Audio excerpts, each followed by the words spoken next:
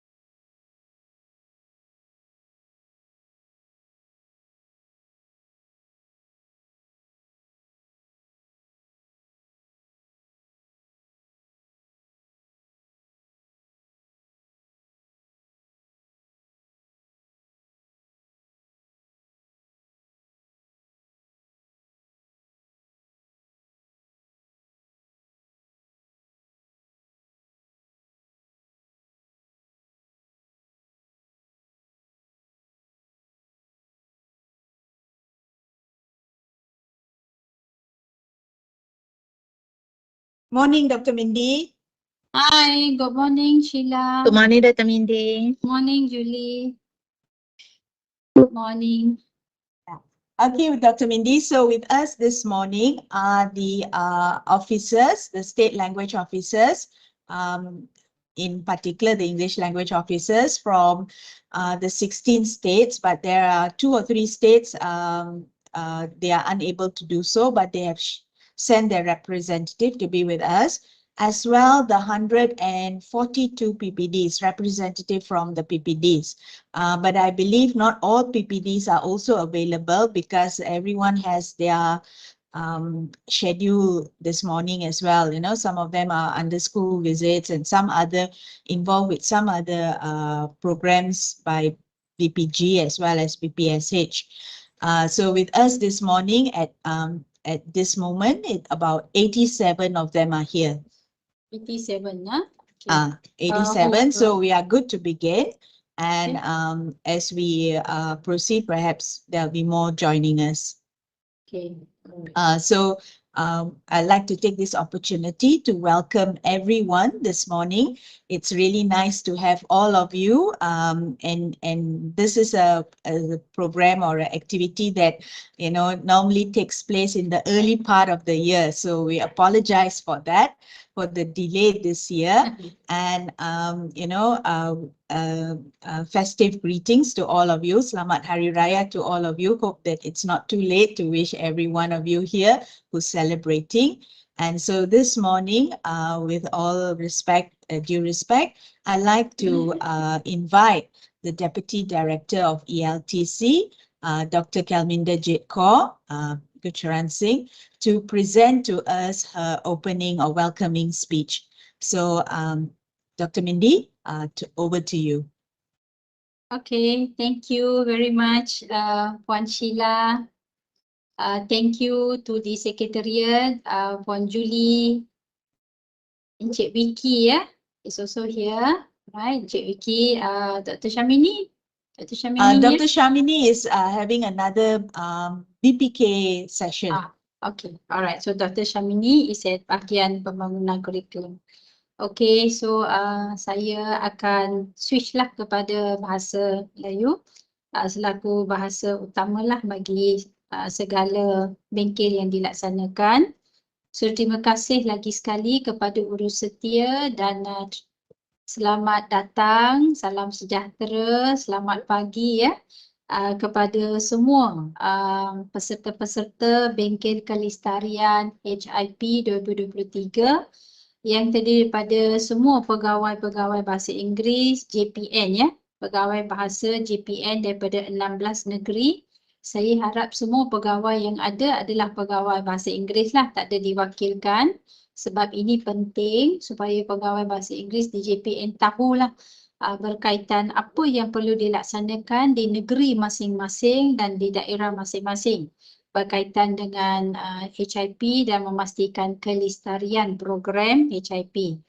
Juga kepada semua pegawai bahasa daerah, the PPDs, pegawai bahasa from PPDs who are here. Thank you very much for making time to be with ELTC this morning. Dan juga saya dimaklumkan ada tak pegawai SIAC di sini pada pagi ini? Yes, ramai di antara yes, Dr. Mindy, untuk makluman, ramai di antara pegawai-pegawai yang berada bersama kita pada pagi ini adalah SIAC Plus. SIAC, okay. Yes. So terima kasih. English option, previously. English option, okay, very good. Sebab kita memang sangat-sangatlah saya boleh katakan memerlukan pegawai SIAC bahasa Inggeris. We really need you at where you are to assist and to help us in ensuring that all the English language activities and programs are being done accordingly. So the SIACs are people who can actually help transfer the knowledge lah that we want to send to the schools berkaitan bagaimana cikgu-cikgu di sekolah, bagaimana PPD boleh membantu cikgu-cikgu melaksanakan aktiviti, program HIP serta jugalah PDP bahasa Inggeris dalam kelas. So memang sangat-sangat berterima kasih ya kepada pegawai SC yang merupakan pegawai pelaksana yang banyak sangat membantu dari segi menyampaikan maklumat dan memastikan maklumat itu dilaksanakan di peringkat sekolah. Dan juga wakil-wakil lah yang ada pada pagi ini. Terima kasih kepada semua yang hadir dan salam sejahtera juga daripada pengarah saya ya, Puan Farah, yang hari ini berada di negeri Johor. Menyelesaikan perkara berkaitan dengan DLP. So banyaklah ya. Jadi saya juga telah dimaklumkan baru-baru tadi oleh Puan Sheila yang kita ada sekarang ni lebih kurang 80, IC already got 99. 106, Dr. Mindy. Oh, 106. Okey, bagus. Maknanya sedang bertambah lah ya keahlian bengkel kelestarian. Jadi sangat-sangatlah menggalakkanlah pada pagi ini ya kehadiran tuan-tuan puan-puan. So jadi saya nak mengambil kesempatan ini, saya nak ucapkan syabas tahniah kepada semua pegawai-pegawai, JPM, PPD, pegawai SISC, wakil-wakil atas usaha, atas tekad yang telah tuan-tuan puan-puan laksanakan untuk membawa kecemerlangan dalam pelaksanaan program Highly Immersive HIP di semua 10,000 sekolah KPM ya. Tahniah dan syabas kepada semua. Dan saya amat berterima kasih atas sokongan padu, komitmen yang tuan-tuan puan-puan telah berikan kepada PPD masing-masing, kepada cikgu dan juga kepada MOE dan ELTC dalam memastikan semua program, semua inisiatif bahasa Inggeris digerakkan di peringkat masing-masing.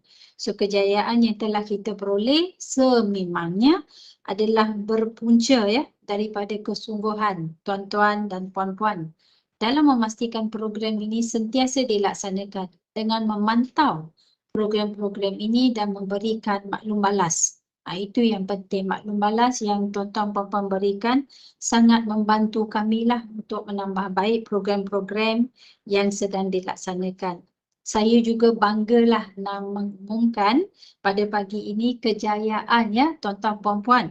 Ini adalah kejayaan bersama ya kita dalam inisiatif HIP bagi tahun 2022 di mana 96%, 96% ya daripada sekolah-sekolah kita sudah berada pada tahap 3 dan 4. So itu satu kejayaan yang sangat-sangat dibanggakan. Tahniah kepada semua dan kekalkan kejayaan ini ya. So seiring dengan kejayaan ini juga tuan-tuan, puan-puan tahu ya bahawa aktiviti HIP pada tahun 2022 salah satu aktiviti yang telah difokuskan secara besar-besaran adalah aktiviti saya nampak Dr. Syamini dah hello-hello. Dr. Syamini daripada BPK ke? Dorset Hotel BPK. Oh, Dorset. Ada hotel ni. I just Okay, came on okay. for Kita a ada while. di ELTC saja. Sekali-sekala. Okay, selamat datanglah ya kepada Dr. Syamini. Jadi seperti yang saya tengah bercakap tadi tu, HIP Remedial Instruction ya. Salah satu aktiviti yang dilaksanakan sepanjang 2022 secara ulung-ulung kali. Dan aktiviti ini juga telah mencapai satu kejayaan yang sangat-sangat membanggakan di mana sebanyak 1,977 ataupun kalau lihat dari segi peratus 17% ya daripada 10,000 murid yang dikenal pasti memerlukan sokongan remedial instruction telah berjaya menaikkan tahap penguasaan bahasa Inggeris daripada pre-A1 mencapai A1 di tahun 4. So tahniah lagi sekali ya.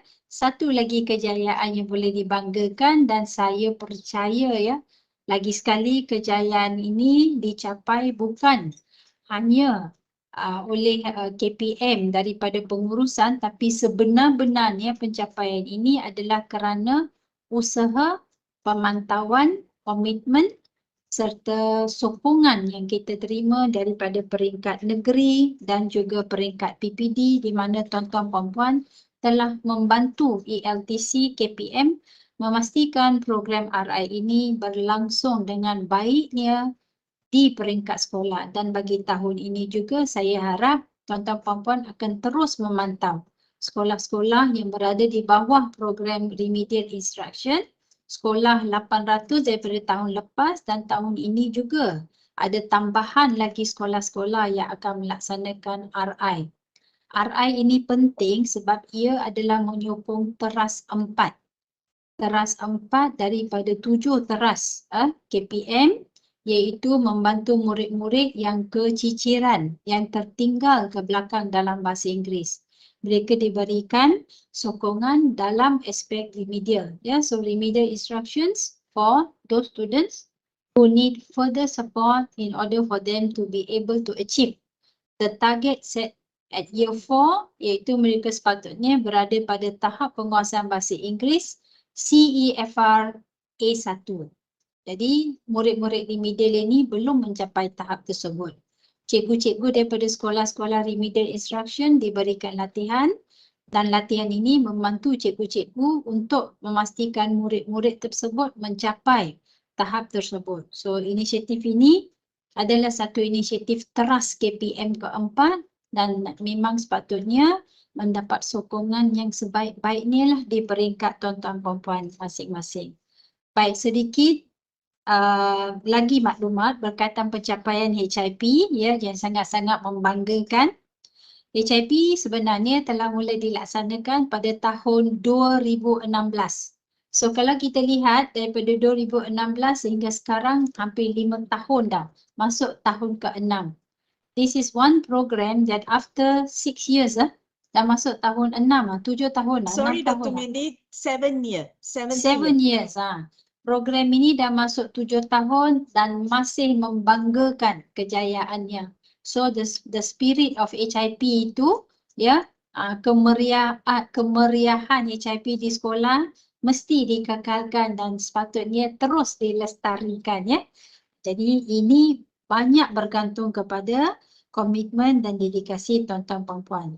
Dan HIP sememangnya telah mencatat satu kecemerlangan di mana program ini telah berjaya membuktikan bahawa sekolah mampu boleh membentuk atau membangunkan satu suasana bahasa Inggeris yang sangat baik yang dapat membantu murid secara langsung dalam kelas dan secara tidak langsung di luar kelas untuk menggunakan bahasa Inggeris melalui aktiviti-aktiviti HIP yang sedang dilaksanakan.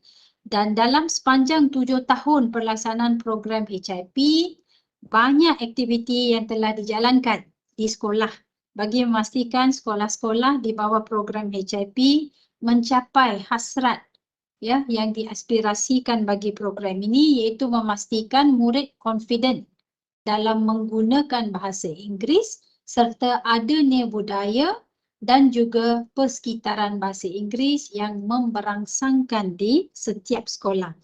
Hari ini tuan-tuan perempuan, kejayaan HIP yang dilihat boleh kita tengok daripada peningkatan bilangan sekolah yang mendapat tahap tertinggi ya bagi persekitaran immersive bahasa Inggeris iaitu tahap 3 dan tahap 4. Setakat ini sebanyak 1,986 sekolah berada pada tahap cemerlang iaitu tahap 4 dan banyak lagi yang berada pada tahap 3, sekolah-sekolah tahap 3 yang boleh tuan-tuan perempuan di peringkat masing-masing tolak kepada tahap 4 iaitu tahap yang paling baik dan paling tinggi bagi pencapaian HIP di setiap sekolah.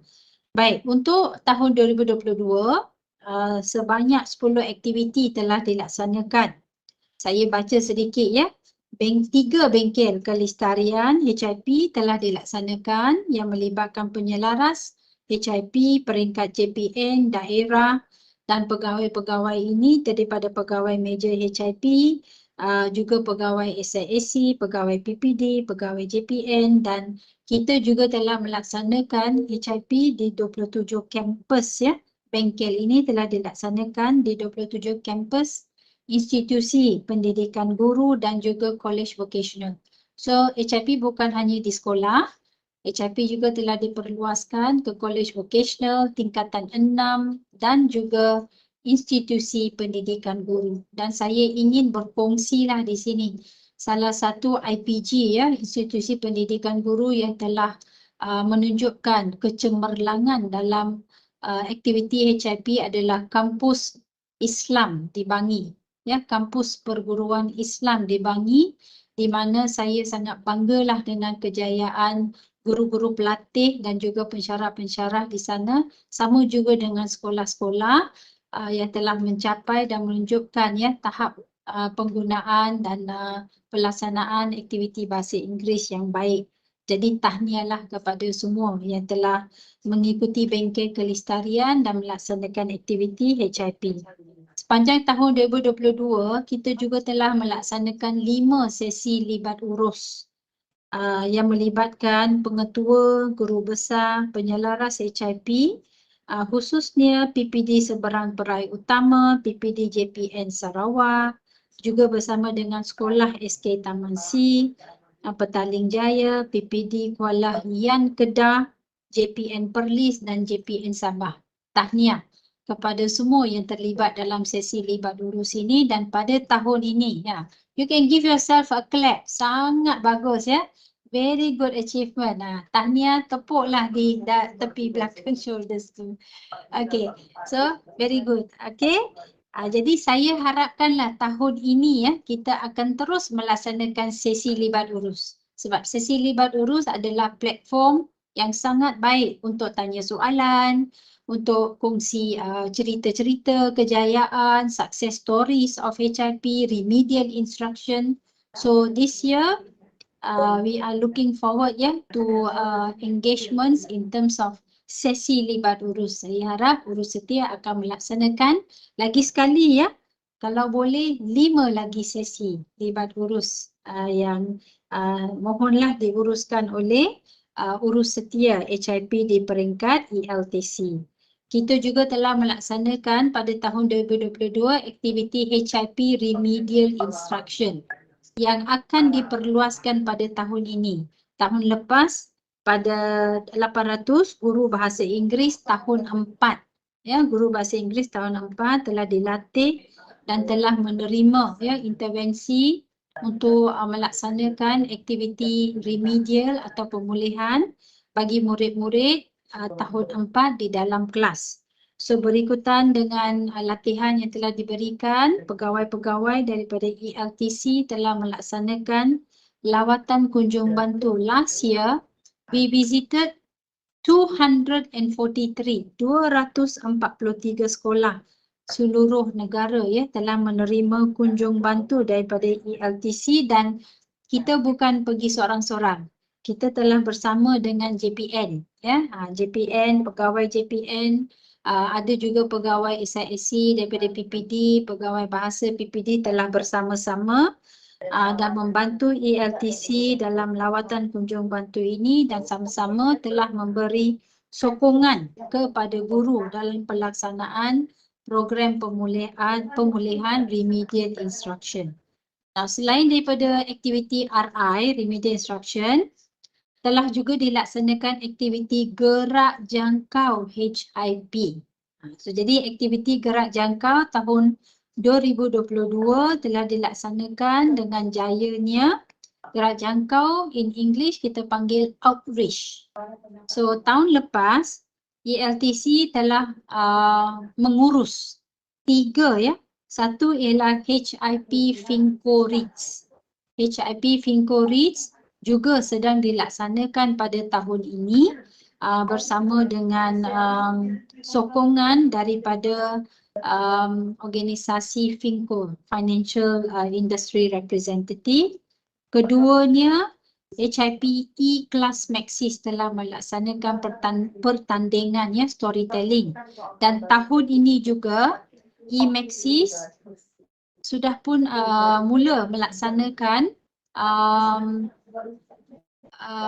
latihan, ya, E-Class, dan pada masa yang sama Maxis just launched their Story Fest and they are opening up their competition.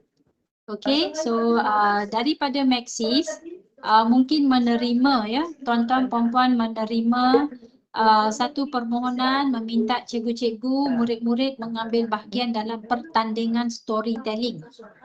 Ya, so if you get an invite from Maxis, sedia maklum bahawa ELTC adalah bersama dengan Maxis.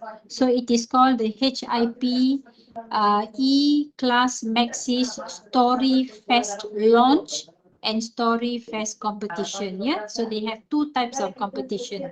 So kita menggalakkan guru-guru mengambil bahagian, ya, dalam pertandingan ini. Pada tahun lepas kita juga telah melaksanakan HIP KL Shakespeare Online Storytelling. Dan itu telah dilaksanakan dalam beberapa sekolah terpilih lah dalam kebanyakan JPN. Bagi tahun ini mungkin aktiviti dengan KL Shakespeare tak ada dilaksanakan, tapi aktiviti Finco Reads dan aktiviti HIPE Class Maxis terus dilaksanakan sebagai satu aktiviti gerak jangkau. Dan tidak dilupakan juga kursus sokongan bahasa Inggeris, language awareness untuk guru bahasa Inggeris telah dilaksanakan. Jadi saya mengambil lagi sekali kesempatan ini untuk mengucapkan tahniah kepada semua ya atas kejayaan pelaksanaan semua aktiviti gerak jangkau. So kalau dilihat banyak yang telah kita laksanakan bagi tahun 2022 dengan harapan banyak lagi akan dilaksanakan ya bagi tahun 2023 berkaitan program HIP dan juga remedial instruction. Jadi untuk tahun 2023 ini penumpuan perlu diberikan ke atas pelaksanaan HIP remedial instruction di mana guru bahasa Inggeris tahun 4. Ya, ingat ya. Akan terlibat dan akan melaksanakan aktiviti pemulihan bahasa Inggeris di dalam kelas. Bagi tahun 2023, seramai 1,186 guru tahun 4 setakat ini sudah pun menerima latihan RI. Dan cikgu-cikgu ini adalah daripada semua JPN ya, all the different JPNs. Jadi cikgu-cikgu ini memang sudah sedia dan dapat melaksanakan aktiviti remedial instruction dalam kelas semasa PDP sebagai satu intervensi untuk membantu murid-murid yang menghadapi cabaran dalam mengikut mata pelajaran aliran perdana tersebut. So di sinilah saya mohon jasa baik JPN, PPD, tuan-tuan puan-puan SISC Plus dan juga wakil-wakil yang ada untuk memastikan agar di peringkat sekolah aktiviti intervensi pemulihan remedial instruction ini dijalankan dengan baik semasa cikgu melaksanakan PDP dalam kelas. Cikgu sudah diberi latihan, cikgu sudah diberi toolkit tahun 4 untuk RI dan cikgu tahu apa nak melaksanakan. Sekarang ni kita perlukan tuan-puan untuk memantau bahawa cikgu melaksanakannya mengikut latihan yang telah diterima ya. Jadi ini penting, sokongan daripada tuan-tuan puan-puan adalah penting kerana intervensi pemulihan remedial instruction memang memerlukan perhatian lah. Sebab ramai juga ya yang kita lihat murid-murid yang tercicir dari segi PDP bahasa Inggeris disebabkan satu masa pandemik COVID, jadi masih dalam proses catch up, they are still trying to catch up. Dan juga disebabkan banyak pembelajaran pada masa COVID adalah mengikut mod PDPR. Jadi terdapat juga murid yang tercicir kerana tidak dapat mengikuti latihan tersebut ya secara PDPR dari rumah. Mungkin tak ada device, tak ada internet access, banyak benda lah ya. Jadi sekarang ni bila murid ada dengan kita, kita perlu catch up. Jadi aktiviti remedial instruction adalah satu aktiviti membantu murid yang ketinggalan catch up with the subject bahasa Inggeris. Jadi komitmen guru penting, komitmen tuan-tuan puan-puan untuk memantau dan memastikan guru melaksanakan juga penting dan untuk memberi sokongan kepada guru-guru tersebut. Right? Baik, pada masa yang sama, while fokus kita yang utama adalah pada HIP remedial instruction, aktiviti HIP secara amnya juga perlu diteruskan dalam tahun ke-7 pelaksanaan HIP. Jadi aktiviti bahasa Inggeris out of class perlu terus dilaksanakan. Aktiviti outreach boleh terus dilaksanakan di peringkat JPN, PPD untuk memastikan aktiviti-aktiviti bahasa Inggeris sentiasa dilaksanakan di sekolah sepanjang tahun. Itulah dia formula bagi kelestarian HIP. Ongoing continuous English language activities are constantly done out of class and outreach activities, and at the same time HIP remedial instruction is strengthened as an in-class activity. Ya, so dengan ini kita dapat memastikan program ini bermakna dan sentiasa dilaksanakan. Ya. Jadi saya mengambil kesempatan ini lagi sekali menyampaikan penghargaan dan setinggi-tinggi tahniah dan juga setinggi-tinggi harapan kepada JPN, PPD, pegawai-pegawai SLSC. Please assist us in what we are hoping to do, that is trying to help our students come back to the mainstream learning for English language through the remedial instruction program ya, yang banyak boleh membantu. Bagi tahun 2023, ELTC akan berusaha lagi untuk membangunkan toolkit RI bagi tahun 5. Setakat ni kita ada toolkit tahun 4 which is circulating in the schools who receive the training. And in the same time, we don't want to let it go just like that. So we are attempting, making an effort at our level to work with the partners, FINCO and also their educational partner, LIPED, to come up with another toolkit to help year 5. And God willing, kalau dibenarkan, kita ada duit, kita akan cubalah nanti dapatkan toolkit tahun 6 supaya ada satu set yang lengkap tahun 4, 5 dan 6. So that will be very helpful to all of you plus all the teachers. But we need you to help us strengthen the year 4 RI currently taking place. And then kita akan perluaskan kepada semua sekolah rendah lah toolkit ini nanti. Jadi harapan untuk 2023 agar kerjasama yang erat, yang memang sudah terjalin, saya nampak ya. Thank you very much. Dapat kita teruskan dan dipertingkatkan dalam kita memastikan kelestarian and the sustainability lah of HIP ini dapat kita laksanakan. Jadi akhir kata saya harapkanlah pada pagi ini semua peserta bengkel ya akan mendapat manfaat dan informasi yang you can bring back, yang boleh dibawa balik untuk dibentang dan dikongsi bersama di peringkat masing-masing. And if you have any questions regarding the activities that we are going to do for this year, you nakkan pencerahan, you nak tahu bagaimana, apa, bila, siapa, please ask. Pihak urus setia akan sentiasa sedia ya. Ask as many questions as you want, share as many information that you can, so that today's bengkel ini ya will be something very useful that you can bring back and share with everybody who is with you and working under your supervision at your various levels. Baik, dengan itu saya ucapkan terima kasih, setinggi-tinggi penghargaan, setinggi-tinggi tahniah dan thank you to the urus setia ya atas kejayaan mengadakan bengkel yang sangat-sangatlah memberangsangkan pada pagi ini. Alright, so terima kasih, selamat maju jaya dan saya akhirilah ucapan saya pada pagi ini. Over to you again, Puan Sheila. Thank you. Terima kasih Dr. Mindy. Mungkin Dr. Mindy boleh tambah salah satu lagi perkara yang saya rasa adalah baik untuk Dr. Mindy yang sebut mengenai pelaporan HIP. Okey, ya, pelaporan HIP. Mungkin ini satu berita yang bagus jugalah ya. Okey, bagi tahun 2023 pelaporan HIP yang selalunya tuan-tuan puan-puan laksanakan dalam portal kan HIP. Betul? Okey, bagi tahun ini tuan-tuan puan-puan tidak perlu. Okey, tidak perlu melaksanakan reporting itu sebab kita akan tukar dashboard kita untuk kumpul data yang lain. Ya, data yang mungkin akan membantu untuk kita pantau remedial instruction. Tapi pada masa yang sama, kita akan terus melaksanakan lawatan ke sekolah untuk melihat keadaan HIP di sekolah. Jadi, apa yang penting? Sekarang ni kita letakkan autonomi pelaksanaan HIP di peringkat tuan-tuan, puan-puan. So, you have to ensure now.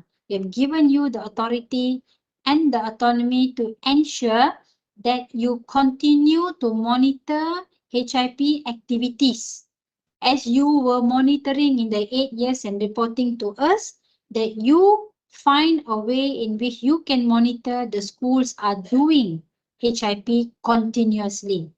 Jadi tuan-tuan puan-puan, yang pentingnya, so ini mungkin berita baguslah, tak payah buat pelaporan dalam dashboard, Tapi sekarang banyaklah tanggungjawab pada bahu tuan-tuan puan-puan, pastikan HIP dilaksanakan. So mungkin nanti sebab di peringkat pengurusan KPM, HIP masih satu program yang dilaksanakan. SPI bagi HIP masih kekal. Jadi pelaksanaan aktiviti luar kelas HIP perlu dipertingkatkan sebab pengurusan tertinggi akan tanya. HIP dilaksanakan dengan baik, bagus kita akan kata. Ada dapat feedback daripada JPN? Ada. Contohnya ambillah satu JPN A. JPN A ini telah melaksanakan aktiviti ini di peringkat PPD. Di beberapa sekolah mereka telah melaksanakan ini. Jadi Dr. Ahmad Rafi mungkin akan tanya, okey, kita lawat JPN A. Kita akan turunlah. Jadi janganlah tuan-tuan puan-puan nanti kata HIP tak buat lagi sebab tak lapor. Jangan macam tu ya. So walaupun tidak dilaporkan tapi aktiviti kena jalan because dia masih KPI. Dia masih KPI dalam padu dan dia masih satu KPI yang dilaporkan kepada pengurusan tertinggi KPM. Jadi dia masih di bawah pemantauan Datuk KPPM dan juga semua TK PPM. Jadi bila-bila mereka nak lihat sekolah HIP, tuan-tuan puan-puan mungkin dikenal pasti ikut keperluan mereka dan tuan-tuan puan-puan perlu memastikan sekolah-sekolah di JPN masing-masing terus melaksanakan HIP. Ya, dan fokus yang tinggi pada tahun ini kita buat kepada RI, jadi segala pelaporan akan dipindahkan kepada pelaporan RI dalam masa yang akan datang. Itu satu ya. So, good news? Happy news? Gembira? Mungkinlah ya. Gembira kerana tidak perlu mengisi borang. Tapi banyak responsibility to you now. Nanti tak berlangsung, tanya baliklah pada JPN ni. Macam mana JPN ni? Kan?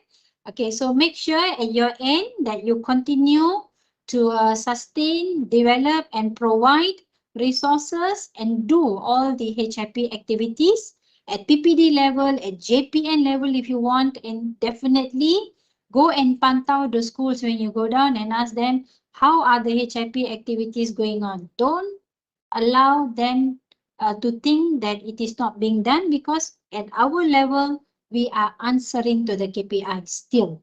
It's just that pada tahun ini kita tidak memerlukan pelaporan sebab 7 tahun ya. Maknanya kalau sudah 7 tahun berlaksana, sepatutnya sudah listari. Kalau sudah listari, sepatutnya sekolah boleh independently do the activities without being told to do reporting. So it is back to the own, to you as the JPN, to you as the PPD, to you as the SISC and to the schools to take the responsibility and the onus to make sure aktiviti HIP dilaksanakan walaupun tak ada pelaporan dalam dashboard HIP bagi tahap immersive.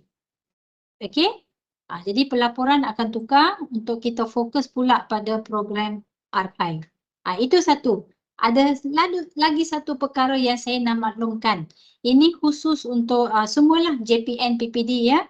Tahun ini, sorry ya Puan Sheila mengambil platform ini tapi perkara berlainan. Alang-alang JPN semua ada di sini ya today. So I want to inform PPDs and JPN.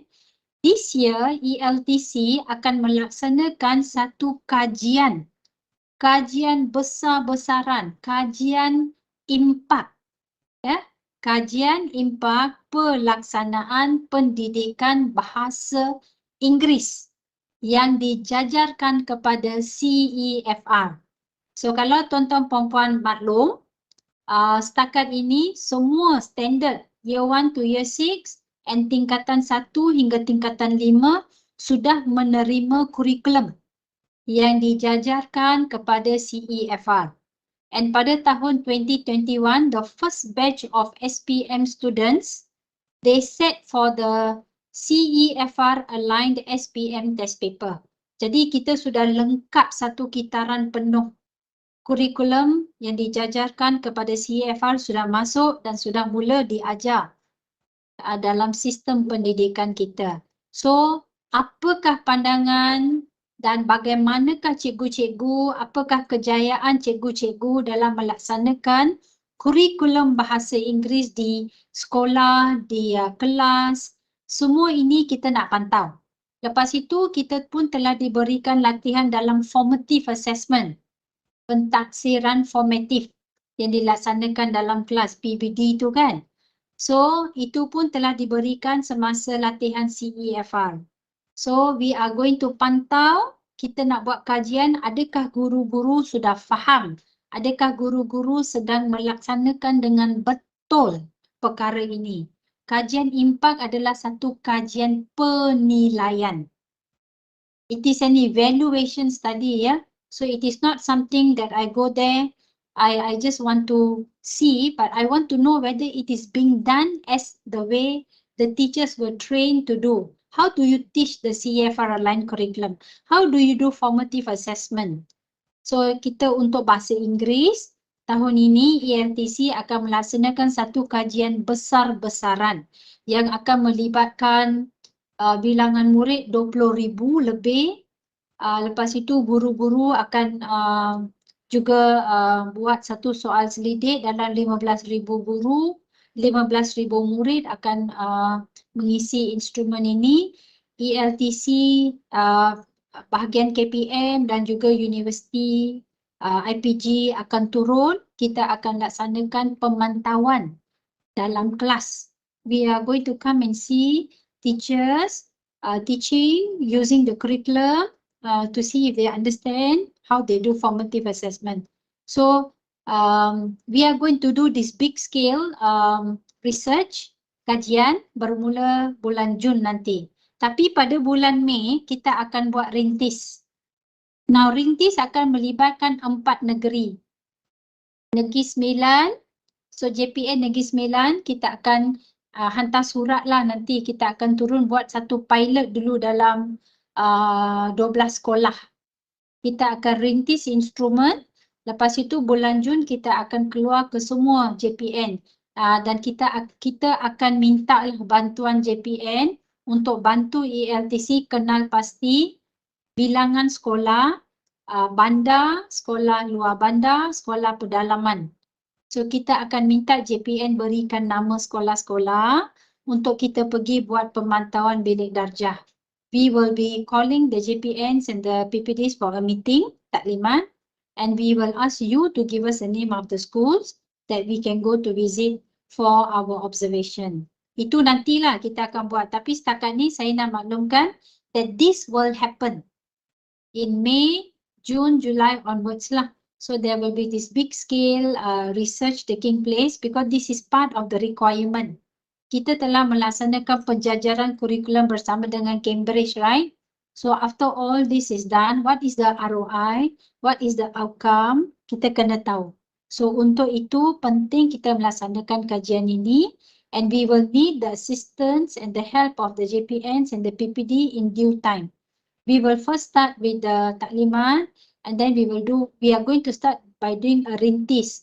For rintis, we will be doing it in JPN Negeri Sembilan, WPKL, Putrajaya and entire Selangor lah. Kita fokus dulu sebab rintis itu hanya untuk kita testing our instruments lah. Okay, so once the rintis is done, then we will call all the JPN, give you a taklimat and ask you for your assistance in helping us identify schools. Kita akan pecah-pecahkanlah JPN ini, berapa sekolah kita nak. Nanti kita akan juga pecahkan bandar berapa, luar bandar berapa, pedalaman berapa. Then you give us the name of the schools. So you will be our gatekeepers lah.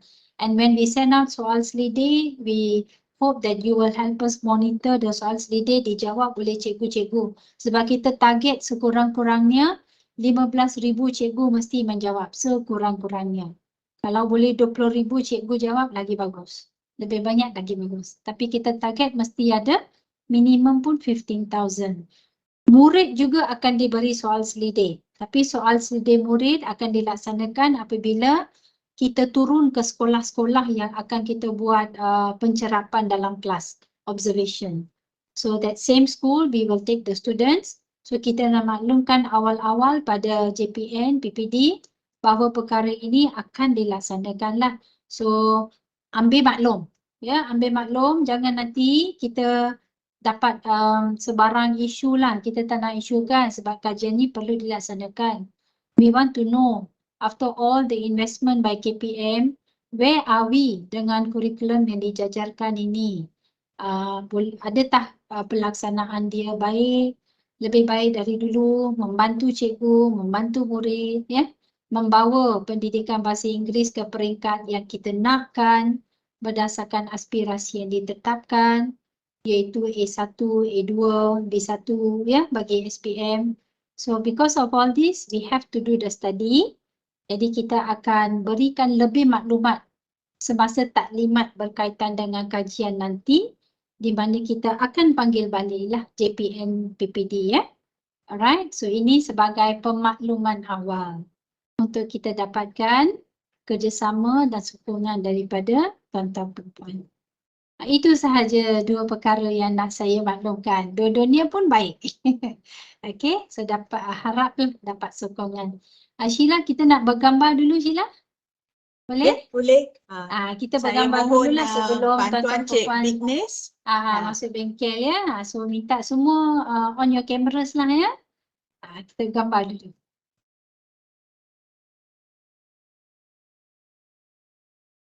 So siapa yang ambil gambar tu? Vicky, ya? Ya.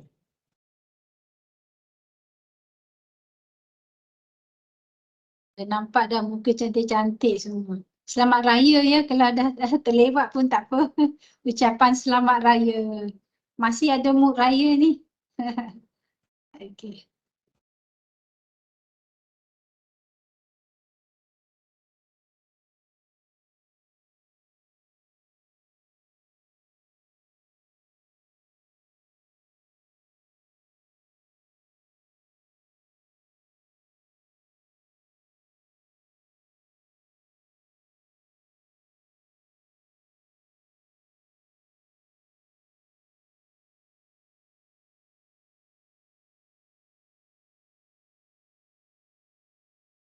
Vicky, are we ready?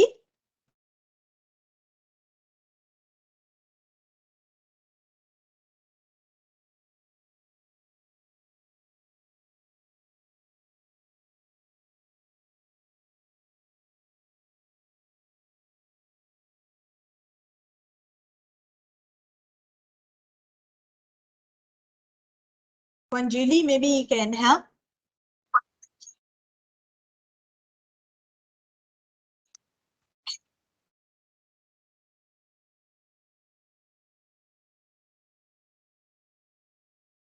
Okay, everyone. 1, 2, and smile. Again, 1, 2, and smile.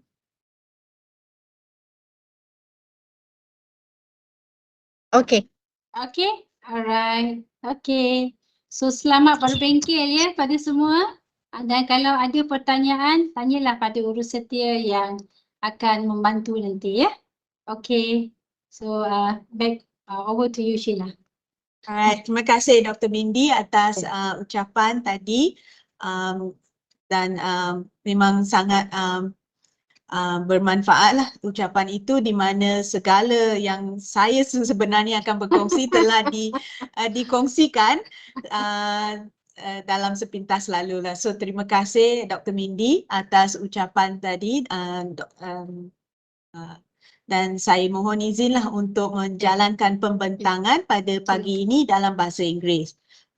Untuk sebagai persediaan, saya ingin tahulah sama ada seramai atau bilangan pegawai yang bukan option bahasa Inggeris mungkin boleh letak dalam chat box, dan sekiranya bilangan tu ramai, saya akan cubalah untuk menjalankan pembentangan saya dalam dua bahasa. Tapi sekiranya ramai di kalangan kita yang saya fahami adalah pegawai bahasa Inggeris dari jabatan dan juga PPD, so saya akan teruskan dalam bahasa Inggeris, ya.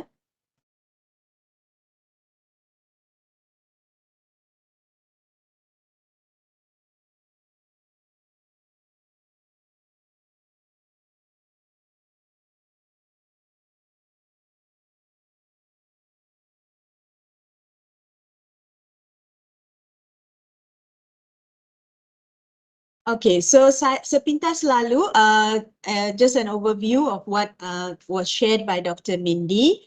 I'd like to take this opportunity to congratulate everyone for your hard work, for your perseverance. I know that it was, an effort on your part to get the schools to report. The messages that comes into the WhatsApps continuously.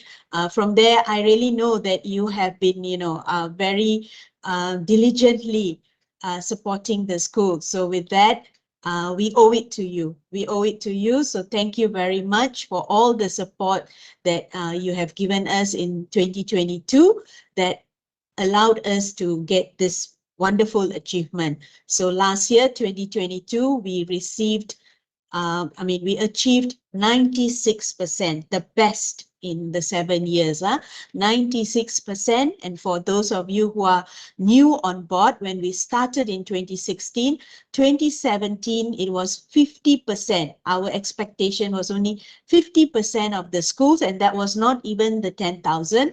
It was that number of schools that we first started off HIP, and 50% of the schools were expected to be at level 3 and level 4. And from then onwards, we were achieving our target. And so thank you, everyone.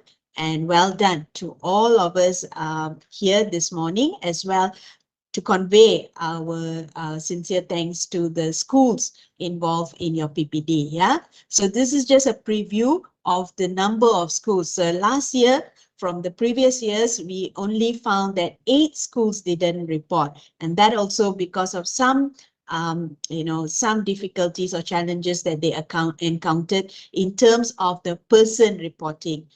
The person was no longer in the school, or there was some lack of information, and also these 8 schools did not report. And I think one of the schools were no longer in existence.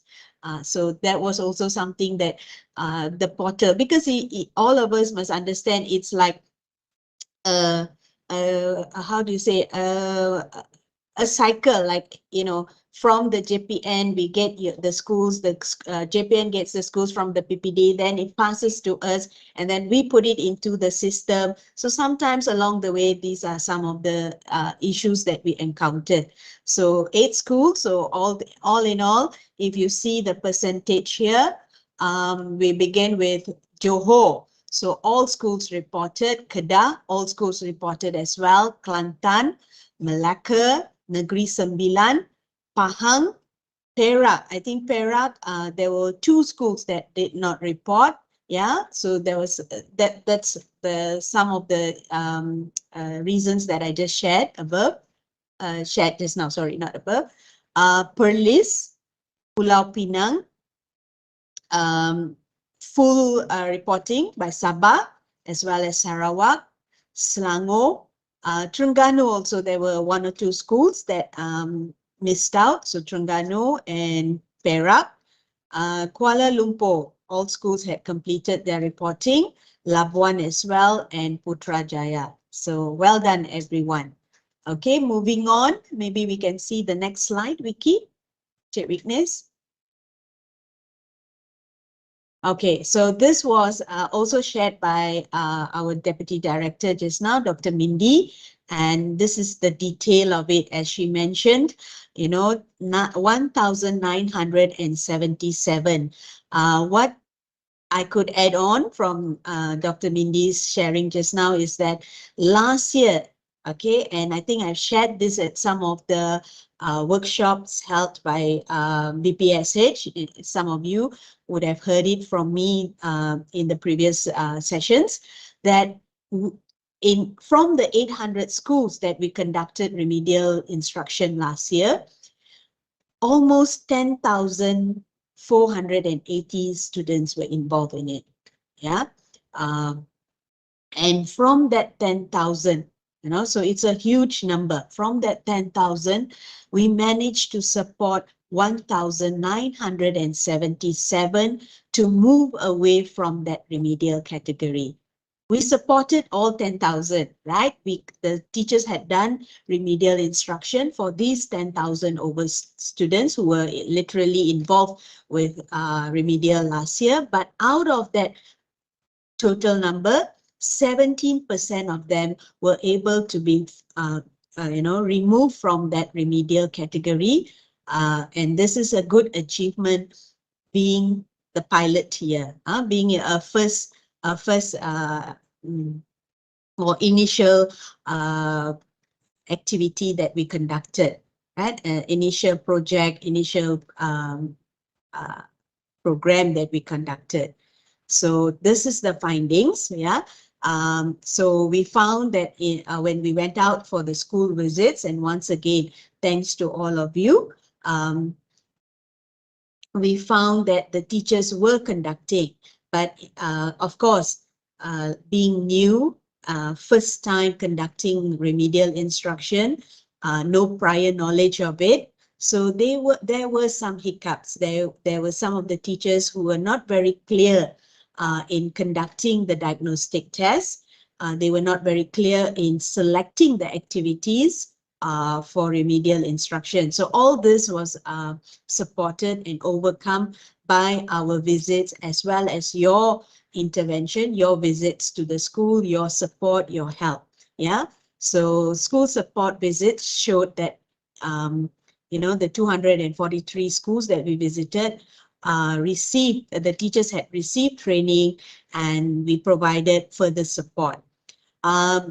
During the school visits, we also noticed or we also found out from the teachers that the toolkit that was provided to them, and these group of teachers, I would say, are lucky as compared to this year, because they were the initial group and they received an actual copy of the toolkit. Yeah, a hard copy of the toolkit, which they could use extensively or use it daily in their writing of lesson plans and selection of activities.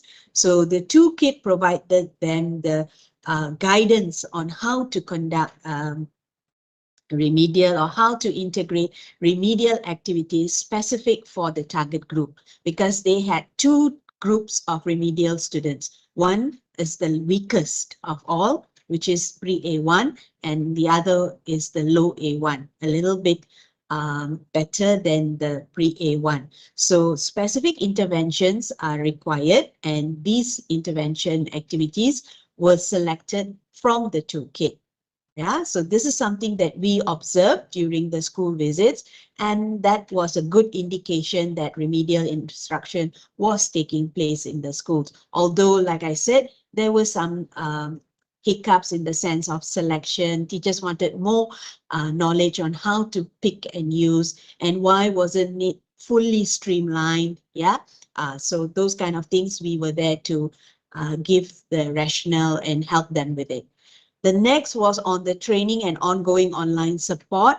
Yeah, so all of us have groups, and all of you present today are in the groups, the HIPRI groups, and you have been seeing the communication that has been taking place, and many of us here are equally involved in the conversations. Yeah, so a huge thank you to all of you.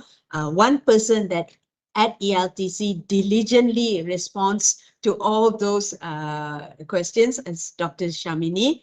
Yeah, thank you, Dr. Shamini. And she will be the first person in the morning to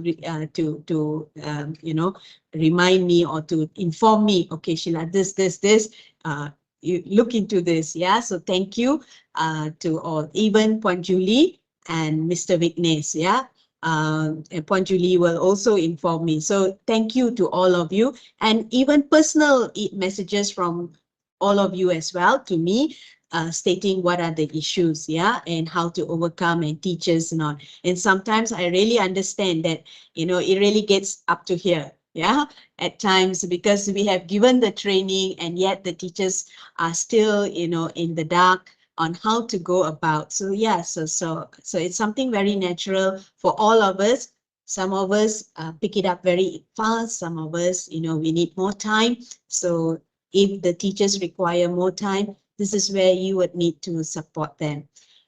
I also like to applaud the effort by some of the JPNs who did in-house post the training for the teachers and guided them. And the in-house is also done this year, I believe. 1 or 2 JPNs have already informed me that they conducted in-house.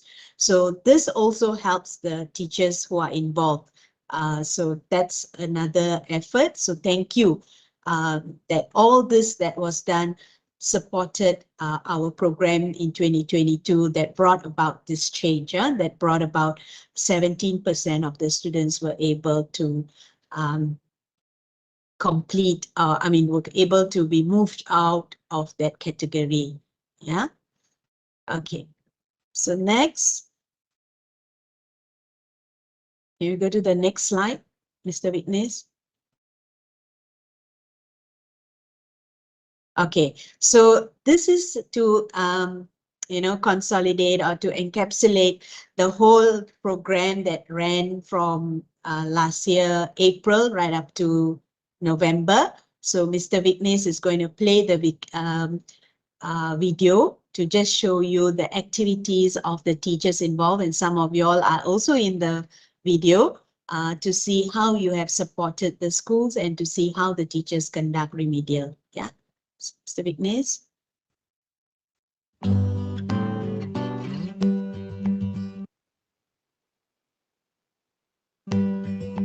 Blackbird singing in the dead of night. Take these broken wings and learn to fly. All your life, you were only waiting for this moment to arrive.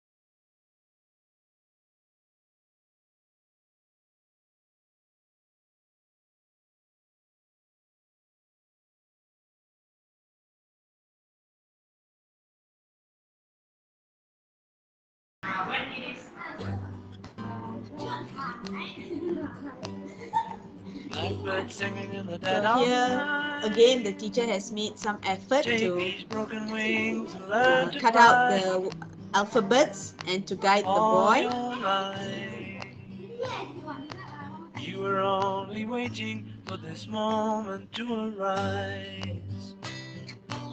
And this teacher has also, I believe, made use of her own Blackbird singing in the dead of money night. to color print Take those these sunken eyes activities. and learn to see. Thank you. So it's just, an eye opener for all of us to see the efforts done by our teachers in conducting remedial instruction last year. And perhaps this year we will get even better at it because this is our second year. Yeah, can we hold on, Vicky?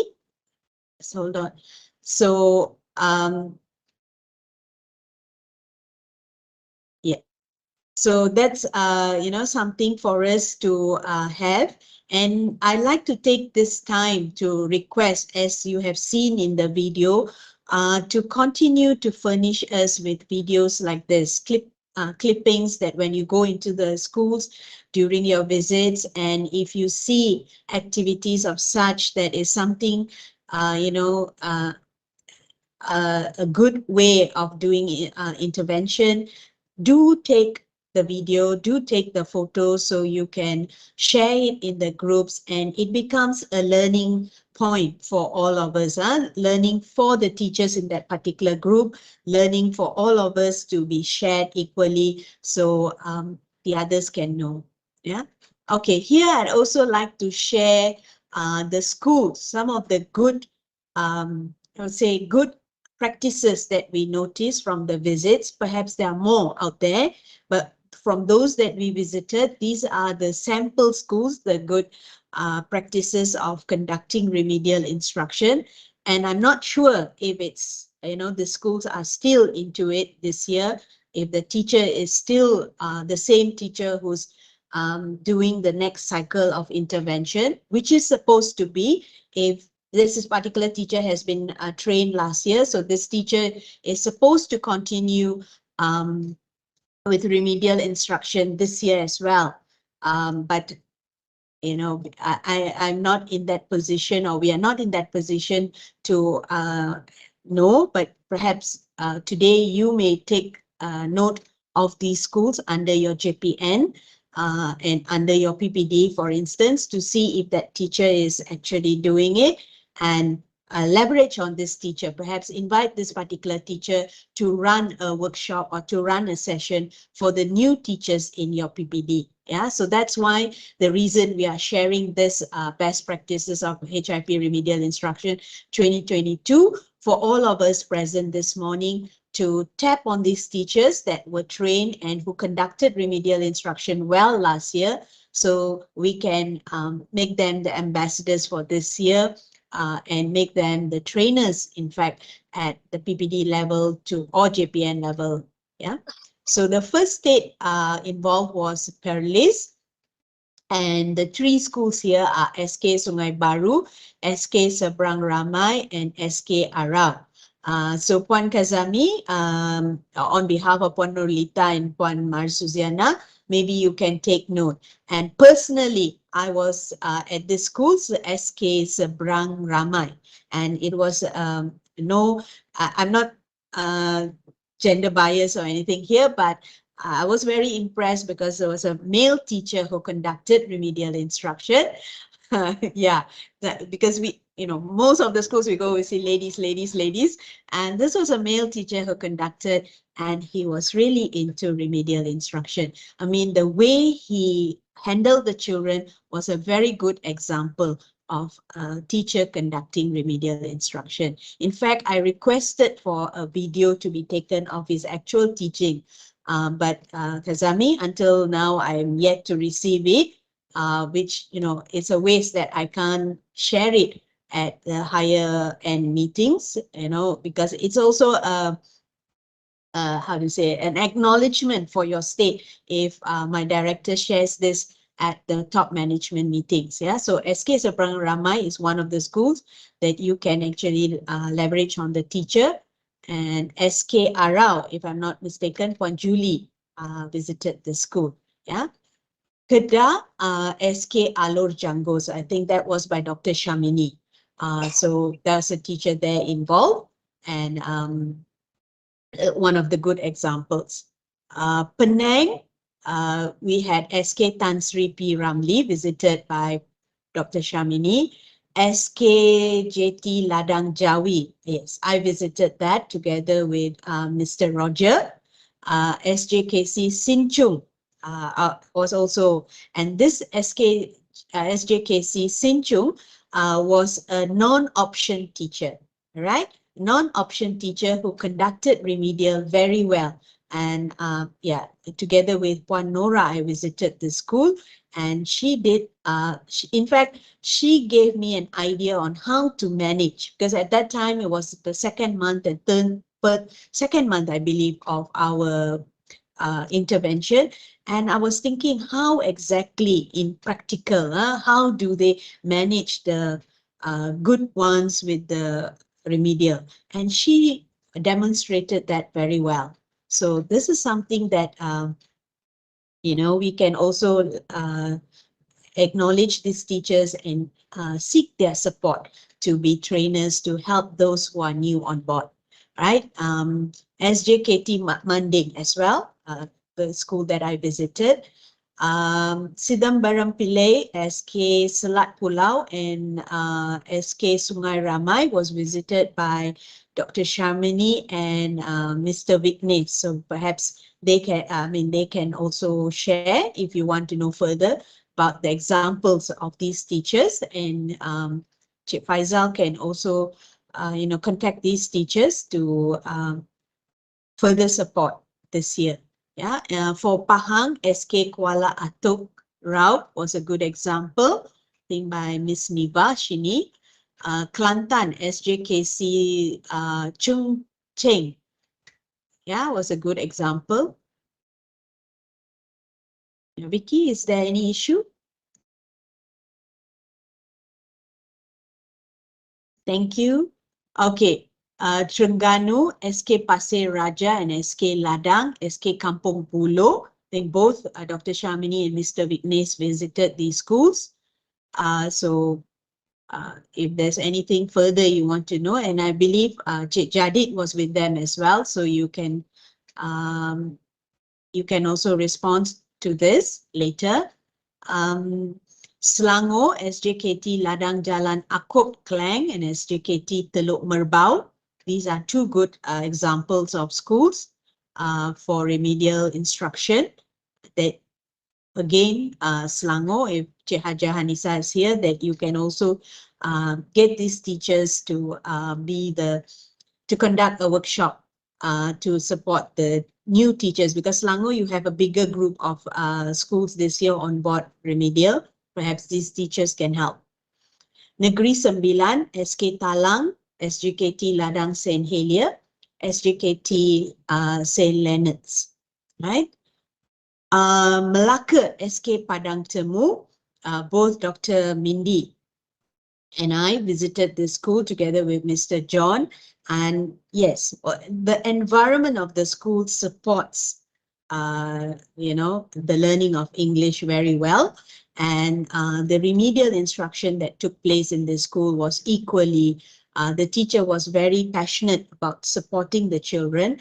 And I believe she understood the toolkit and she understood the training well as we saw her delivery. So again, if this teacher is still present and is still there in SK Padang Temu, probably Melaka, you can again seek the help of her to run a session and share some ideas of how to go about conducting remedial instruction in the classroom context.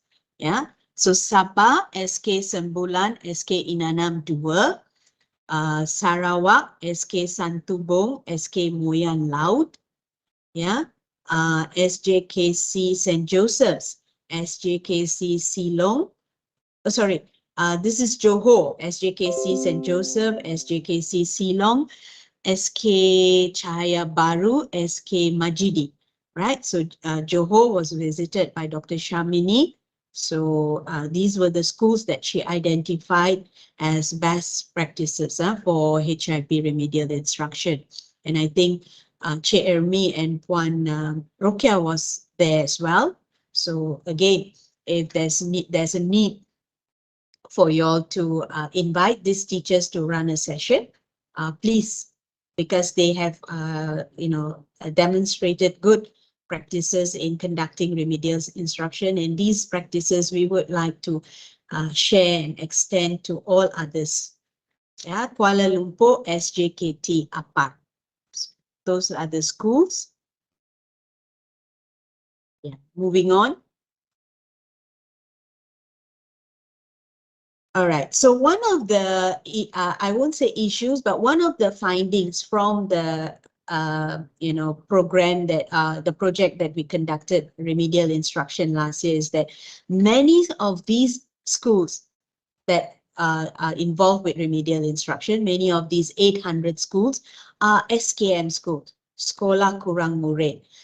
Sometimes the logic behind it is that, I think I've shared this, because when you look from this aspect, when there are more students, the challenge is to teach, correct? Because you have your one person handling 30 or 35. But these schools, those with the large number of students, are really not the ones who are faced with remedial. The number of schools that are involved with remedial fall under the SKM category. And so in each of the school, in these classes, there are only about 5 or 8 students. And yet they are remedial. Perhaps it's the socioeconomic background, yeah, that they never went through early education and all that, the foundation and all, or perhaps there are other reasons behind this. So these schools, the teachers are faced with the challenge of merging the students, that means the year 4, year 5, year 6 into one class. So she or he has this challenge of doing remedial instruction. How am I going to do for this 2? How am I going to do for that 2 who's in year 5? How am I going to do teaching for the another 3 who's in year 6? So these were some things that we saw. In fact, at the inception of remedial, we didn't see this coming. I would say, honestly, I didn't see this coming because, thinking of normal classrooms with 30, 35 students and how to do the divisions, but we had this, okay? And so some of the teachers displayed very good example of joint classroom atmosphere. So this is one of it. So identifying the level of English proficiency of year 4 remedial students, specifically the achievement of the pre-test and post-test, identifying the experience of teachers in carrying out the intervention, and identifying the effectiveness of remedial teaching on the students, right?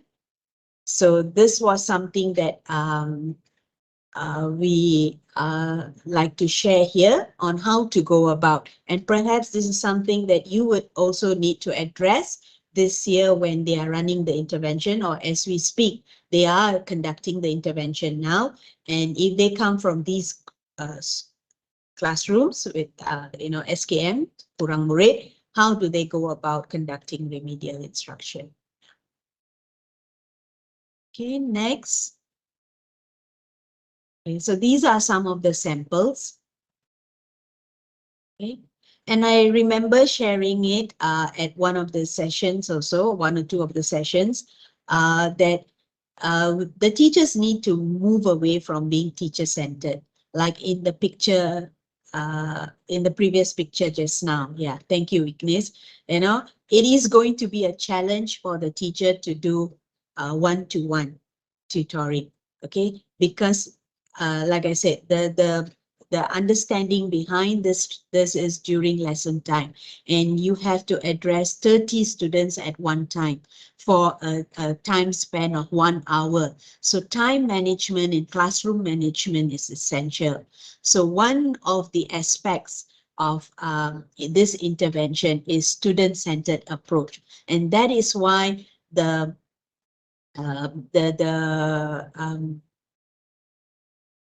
concept or the idea of conducting remedial instruction has to be in line with the student-centered approach thing, where it is group work. Yeah, that's why the initial classroom management, the remedial students are required to sit in groups.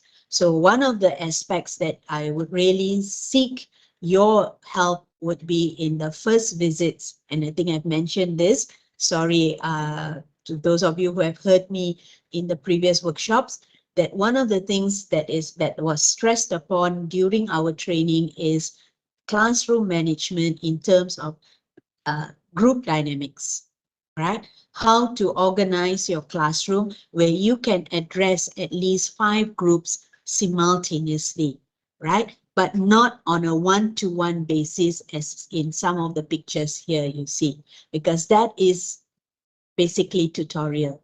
And you cannot afford to do that, because if you do that, you're already indulging into a one-to-one lesson.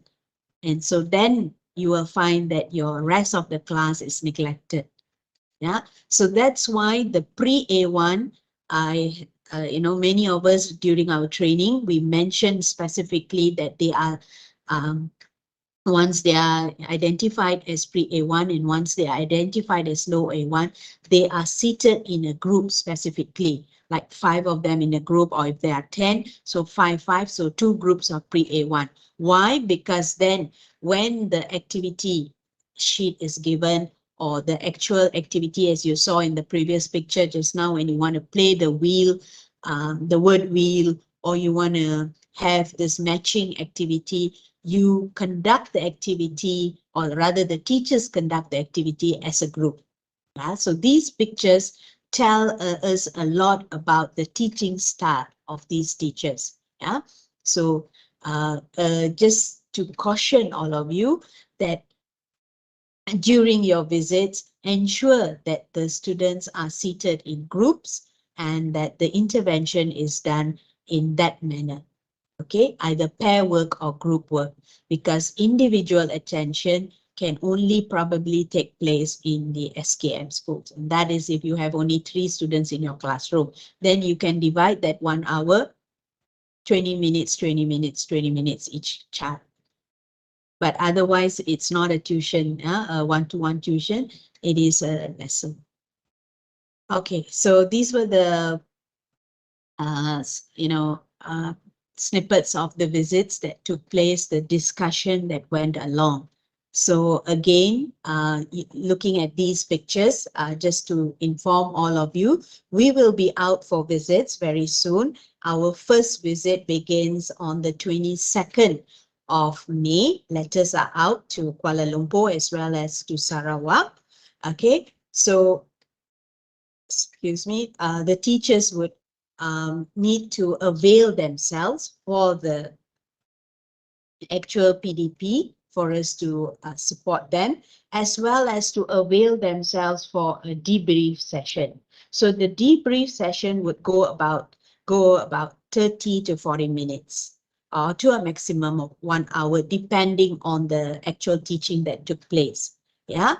So this is something that I would like to emphasize here, that in your planning for the school visits, this is taken into account. Okay, so some teachers, they were very creative to bring in technology where they use their tablets, right? Some of them also brought in other items, printed copies. So this really helped in the intervention, remedial intervention.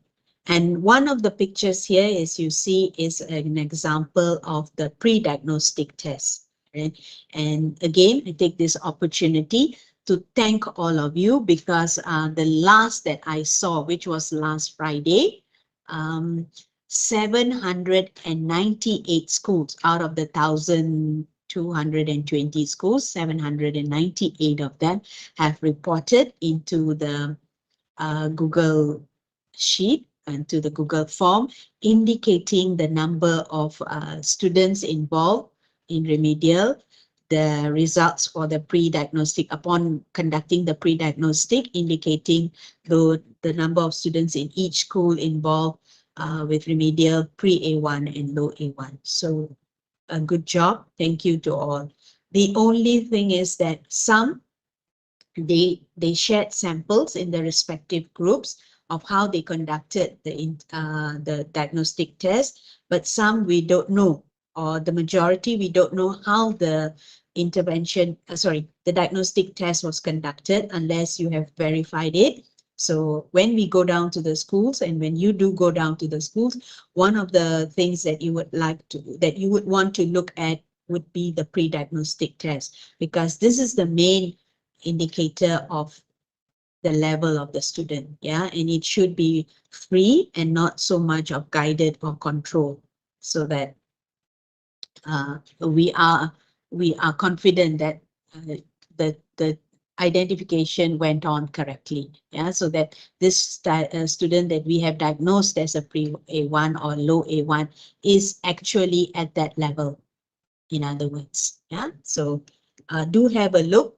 Maybe get your teachers to share with you samples of the pre-diagnostic test so that you can also have an idea of whether the diagnostic test was run correctly.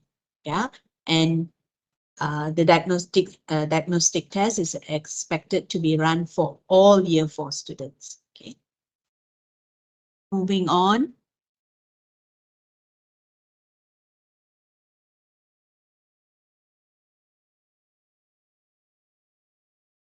Okay, this just now what I've shared in length is on the HIP-RI impact study. Okay, and this one is on the HIP impact study, which is HIP itself. And the area that we looked on last year was on the whole school approach, because it was already in the 6th year, and the understanding of whole school approach, should be clear at the school level. So we, the main aspect that we wanted to look at was on the whole school, the impact of whole school approach, the impact of establishing and developing an English-rich environment, and what are the improvements that took place under the HIP program. So our subjects for the study, or the participants, were 4 groups of people. The coordinator, yes, last year the focus was on the coordinator, and looking at the coordinator's perceptions of the school head, of the teachers in the school, the English, non-English teachers of the school, the students, and the parents' involvement. Okay, so these are, the respondents. So we had like almost 5,400, going back, sorry, Vicky, 5,403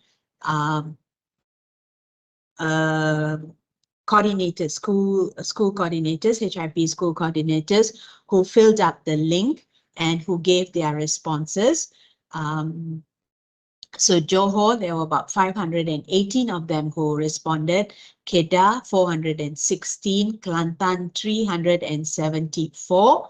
Malacca, about 199 of them. So you can see the breakdown here. And these were the school coordinators who had completed. So moving on, Vicky. Right, so these are the findings, and the findings are broken into 5 broad themes, right? So the whole school approach application had positive implication. Basically, overall, the study, Laporan Kajian HIP last year, indicated positive response, okay? Positive involvement, positive response or perceptions from the coordinator, although a few challenges were mentioned. Yeah. So in terms of, there were 5 broad themes. Firstly, on the exposure to English. So HIP has positively influenced the exposure to English. Yeah. So it has given children, the students in school, as well as the teachers and the staff in school, a wider exposure to English through this concept of whole school approach. And that was acknowledged by the coordinators involved, the school coordinators. Next was the use of English. HIP has extended the use of English, has ensured the use of English in the schools, right? So in terms of the use of English, these coordinators said that through HIP, through this program, they see the use of English, right? Children are actually using, teachers are actually using, but the extensiveness of use was not clearly indicated. Yeah, but the surface, at surface level, the use of English is there, right? Third broad theme was on the involvement in English activities, English language activities. And so through HIP, it was noted that the English activities in schools are much more evident, okay? and the involvement of the students. Okay, the activities had garnered the involvement of the students, right? More students were seen participating in English language activities. Teachers were also seen supporting these activities, not literally participating, but you know, co-organizing the activities. Teachers were also seen, you know, getting students involved in the activities. Yeah. Involvement of the parents wasn't that positive. They said many of the parents were not exactly involved in the activities. But they also mentioned about involvement of outreach partners, involvement of the community in English was evident. So basically, this contributes to the whole school approach. Yeah? So the involvement of these people, the school community in English was evident. Yeah. The next was confidence. Right. So HIP has led to the confidence in using English.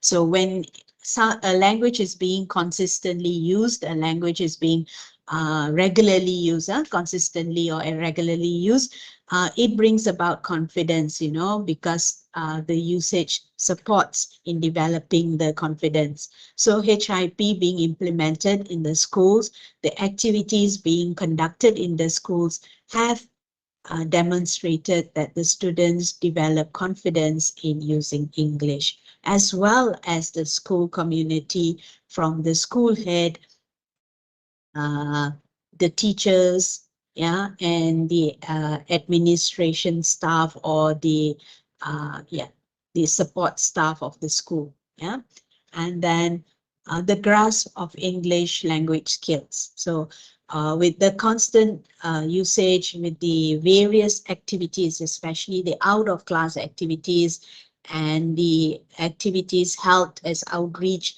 they found that the various language skills in terms of oracy skills, speaking and listening, oracy skills, reading skills in English, writing skills in English, had overall seen an improvement.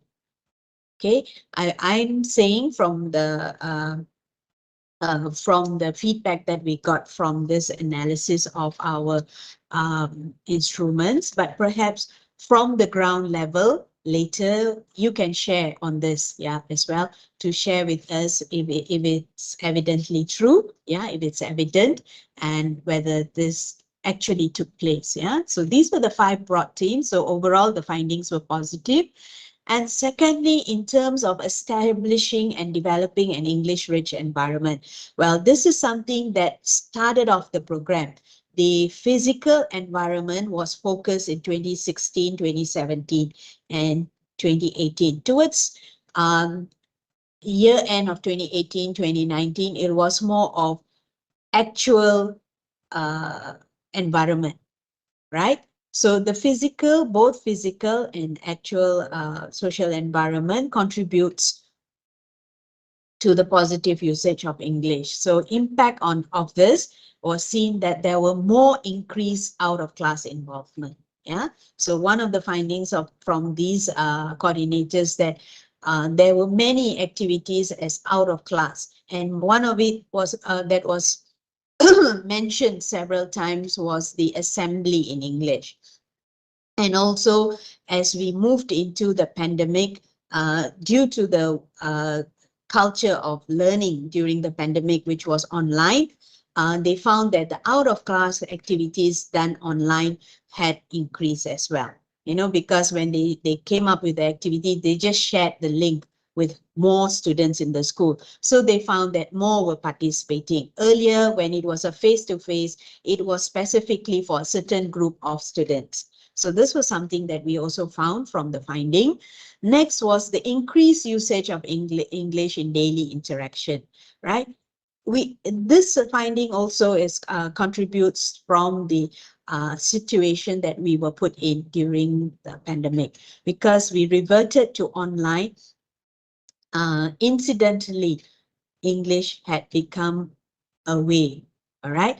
It improved English because students were also finding out ways to, technological ways to improve, to share. So as they browse and acquired skills, English came into place, right? So they increased usage of English, like for example, responding on TikTok, responding, sharing videos about themselves to the teacher. All this, they had utilized English. So this led to an increased usage of English. Increased involvement in English activities, and that's something that over the years the teachers developed. The coordinators, those of coordinators who were running the role as a coordinator for several years, they became good at it. They became, very apt at it, and more involvement from of activities. There were also diversity in the activities, right, in this English language activities at school, and improvement, both physical and social aspect, as I mentioned. So overall, there were, positive findings, very few challenges, but one of the challenges that they faced was the support from the school head. I think that is something that we have discussed over time in many of these workshops, and that's why the idea of having the sesi lipat. So the involvement of the school head was one of the things. The involvement of parents, that was another challenge, where they couldn't find much involvement in the parents to support the students after school hours, because language is something that doesn't just stay within the school hours. It's also an extensive use of English language. So the support of the parents is equally important for, enhancement of English language. So that's something that they found was lacking. Students' attendance was also something lacking, and this was due to the financial situation, due to the effects of the pandemic, that they found, there were less activities, there were less involvement from students, certain challenges in this aspect, right? But otherwise, these are the findings. Yeah. Okay, so moving on. Yeah. And one of the things that we managed to do, there was an idea that came about in 2017, 2018, but we never got to it until last year, a documentation of best practices of HIP. And thank you to the states who supported us, who were able to identify teachers to write these best practices. So we have this book called A Collection of Best Practices and Innovations, and it is available online at our website, www.eltc.edu.my. When you go onto our website and you go into the resources, you can find that this book has been uploaded as well. If you don't have this hard copy. So this is a collection of best practices and innovations done by our teachers to, create a HIP environment in their schools and how they went about. And it also tells us the amount or the number of students involved in that particular activity. So kudos to all of you and to also the teachers involved. So this is a documentation. On this note, sorry, Vicky, on this note, and later share as well, this year, it's the collection of best practices and innovations for HIP remedial instruction. So we want to start early. We don't want to wait until 5 years down the road and then come up with a documentation of it. So we're starting early this year with HIP remedial instruction best practices. So we really seek your help. And later in the following slides, you will see we only managed to get 7. So we want to extend this to all of you this morning, so you can help us as well. Yeah. Moving on, Vicky.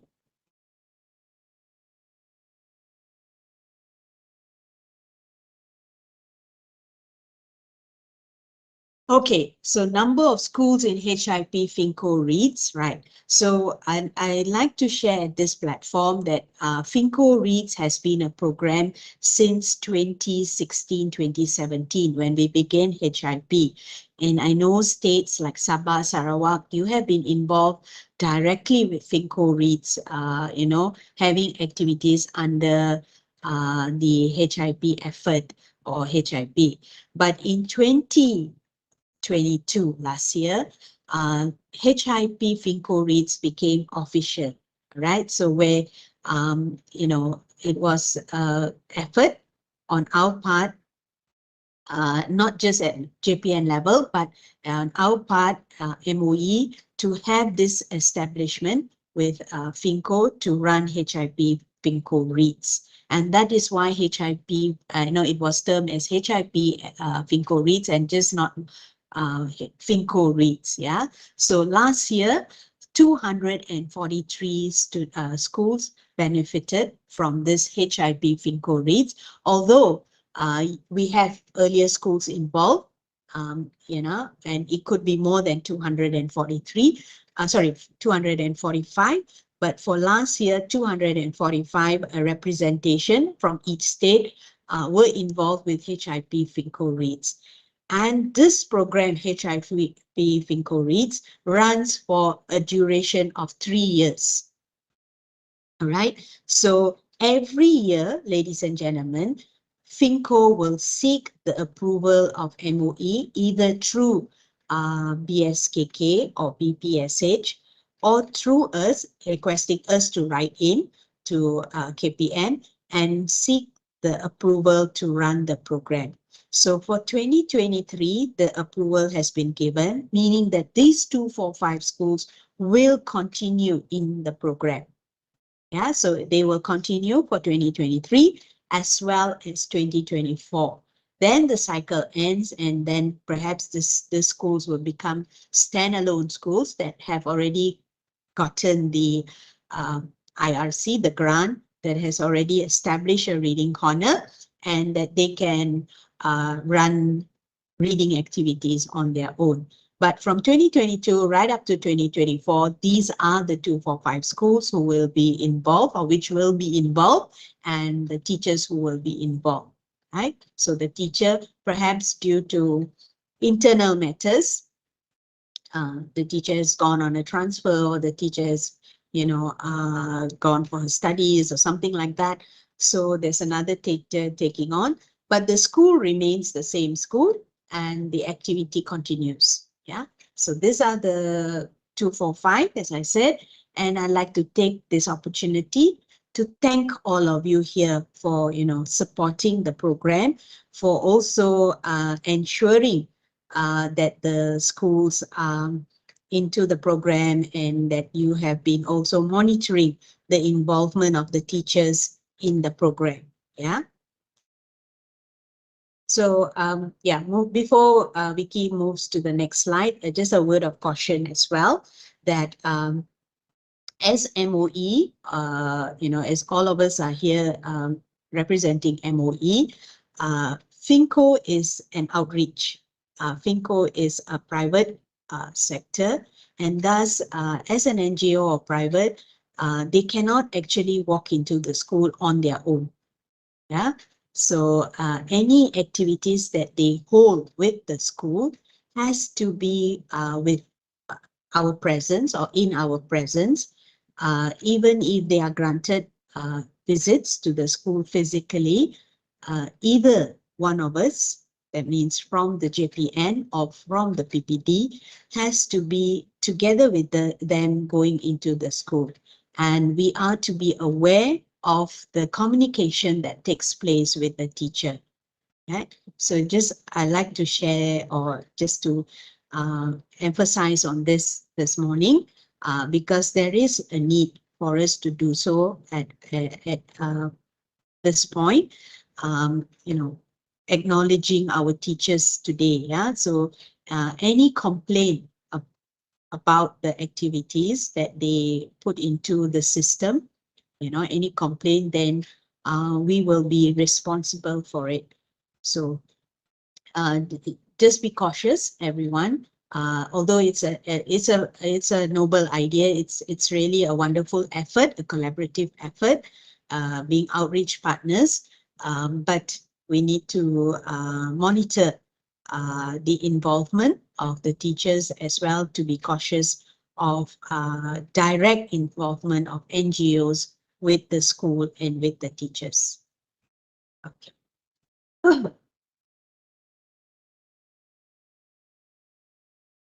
Okay, so this is the involvement of KL Shakespeare, HIP KL Shakespeare. So once again, last year we established a proper discussion or a proper agreement on HIP KL Shakespeare, although I think on their own they have gone into certain states and conducted activities for the schools under the approval of the state. So last year they got the approval by MOE at KPM level to run KL Shakespeare for these number of schools, 134 schools. So 134 schools benefited. These schools were schools mainly who were not so privileged to get,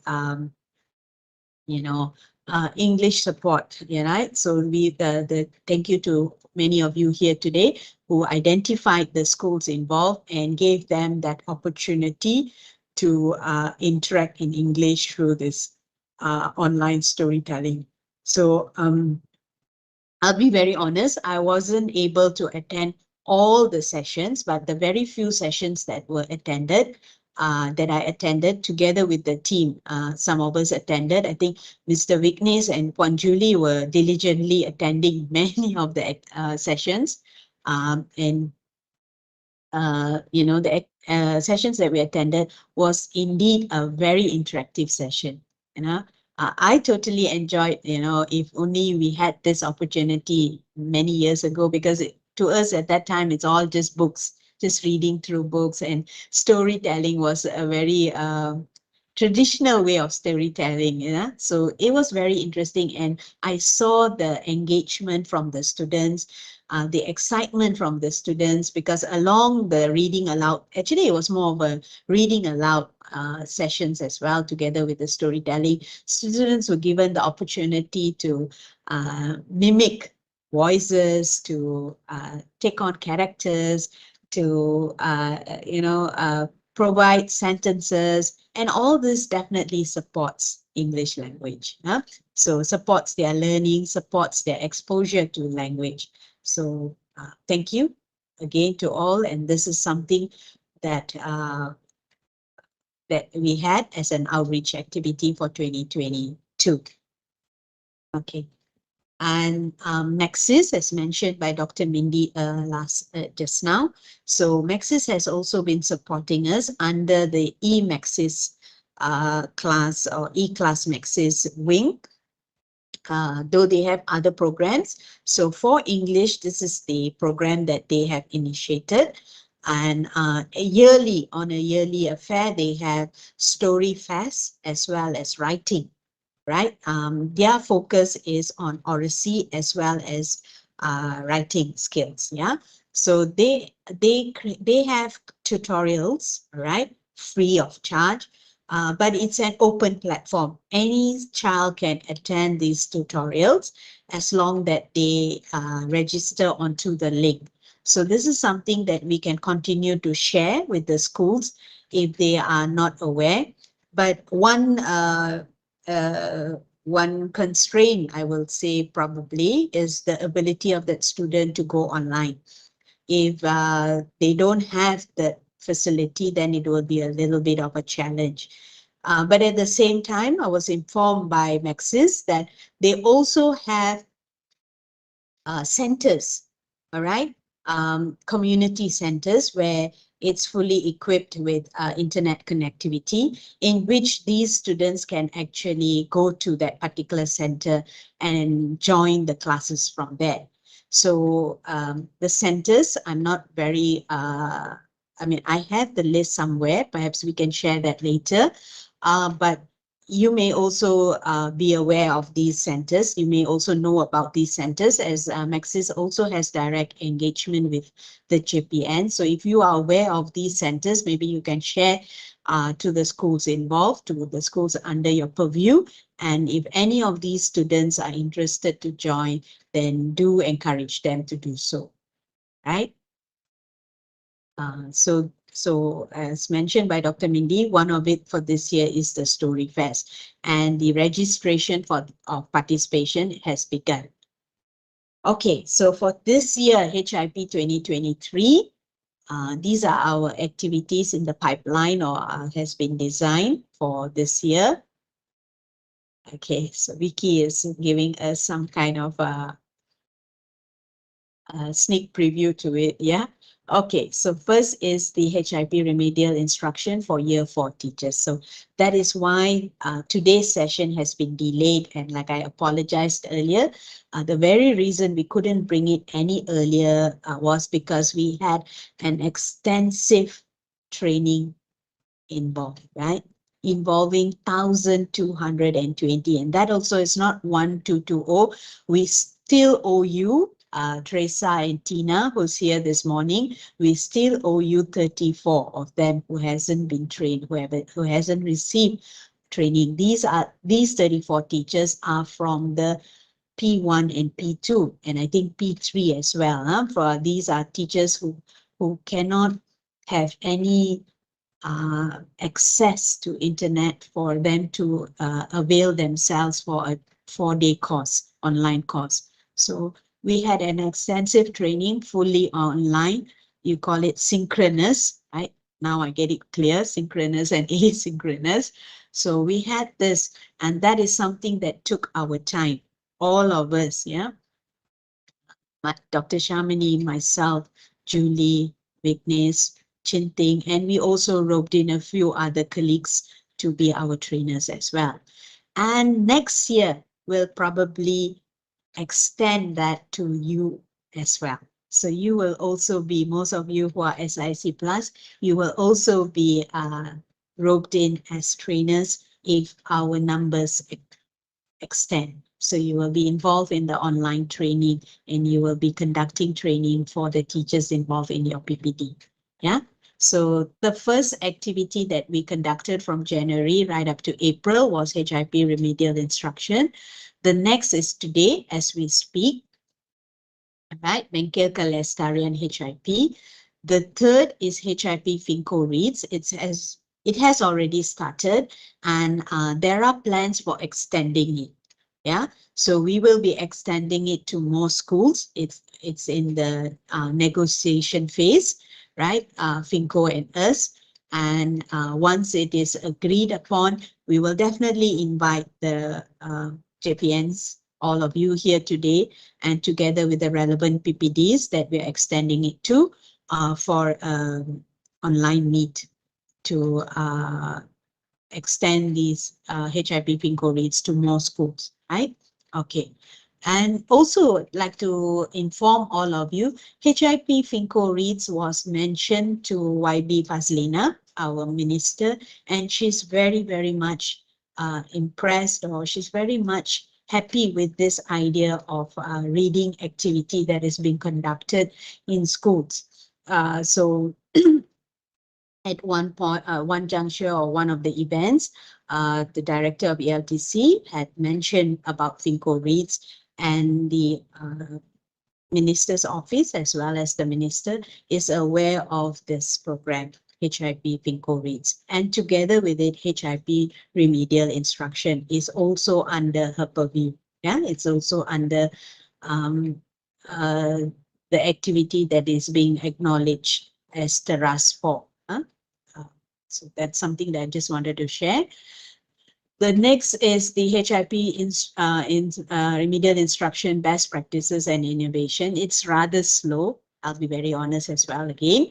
It's rather slow because we have not achieved our target. We plan to at least publish 20 articles, right? What we have in store is only 7 articles. Right. HIP remedial instruction is specifically for the teachers involved last year.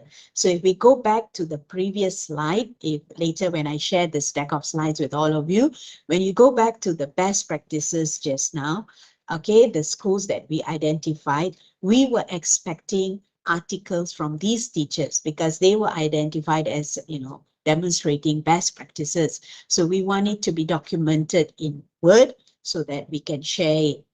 Apart from video and photos, we want it to be documented as well. So someone can pick it up and read on how to go about running remedial instruction. So unfortunately, we have not received, and I really, seek your intervention, seek your help this morning from the JPNs as well as from the PPDs to identify, and perhaps you can also support the teacher should you have been directly involved, right, with the teacher, guiding the teacher. You can also help her to write as well. If you have, experience in writing articles, you can also support her in writing. And what we actually need is the thoughts, is the idea of that intervention being given to us. The way academic writing is done and all, both Dr. Sham and I will guide. We will have a workshop to guide teachers on this, on how to, the teachers who have been selected on how to write these articles. Yeah, not to worry. In fact, a template has already been given to give an idea on how to write. Yeah. So really, I really hope that we can get in 2 weeks' time more responses on this, more articles on this, so we can actually have a comprehensive publication of remedial instruction for 2022. So the teachers involved should be the 2022. So I also received, because I think we are into sharing, and accidentally the link for this was also shared to the normal teachers who are not involved in remedial. Okay, so 1 or 2 of the states, this link was shared, and some of the teachers personally called me because, I do free service for Maxis, where I have my phone number shared around, you see. So my number was there, and the particular teacher called me and said that he is interested, but he has never done remedial. So I said, if you go back to the original letter, which your JPN has shared, it is specifically for those involved with remedial instruction. So I'm really sorry. It's not for those of you who are not involved with remedial instruction. So again here, please be very specific with the sharing as to the schools or to the teachers involved with remedial in 2022. Yeah. Okay, the next would be on HIP Maxis E-Class. So HIP Maxis E-Class has also, had an engagement with us, chaired by my director, and we have come to a consensus that they will be supporting HIP, but all their sharings or all their, publications, their posters will be acknowledged by MOE under the HIP banner. All right. So here, for 2023, HIP has approached us, and they have also gotten their approval to run this program online. Okay, online for the schools under the category Story Fest, under the Story Fest activities, as well as the online classes that are available. So this would go on from, it actually has started in January, and it would go on right up to November. The next will be, as usual, at year end. After 6 months of intervention, we will also conduct an impact study on remedial instruction for 2023. And this is where we will gauge the percentage of students who have, improved and who have moved away from the remedial category. Yeah. So that's why the pre is very important, so that we can correlate with the post and to see if, to actually see the effectiveness of the intervention that takes place within this time, within the 6 months, to indicate whether there's progress, right? So one of the things that I would really need your help, or we would really need your help, is to ensure that the intervention is taking place and that there is, reporting being done on the diagnostic test, as well as finally in the post, which will take place somewhere in October, end of October. Okay, the next will be the visits. As I mentioned earlier, the visits, and we aim for covering almost 250 or 30% of our schools, and it all depends on our budget. We don't have a big budget this year, very minimal.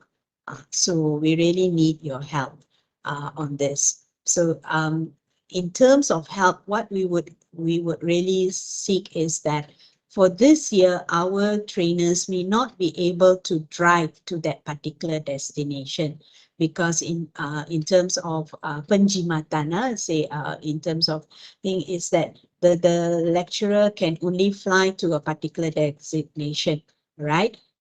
Say for example, Alostar, and from Alostar, we would need the help of the particular JPN and the relevant PPD, for instance, Kuala Mudayan, right? So the PPD involved will need to take the officer, the trainer from ELTC to the schools on a daily basis, yeah, or to make some arrangement, JPN to make some arrangements to this one. So these are some of the things that we really need your engagement and support. Because last year there were also incidences that, due to our working schedule, we were not able.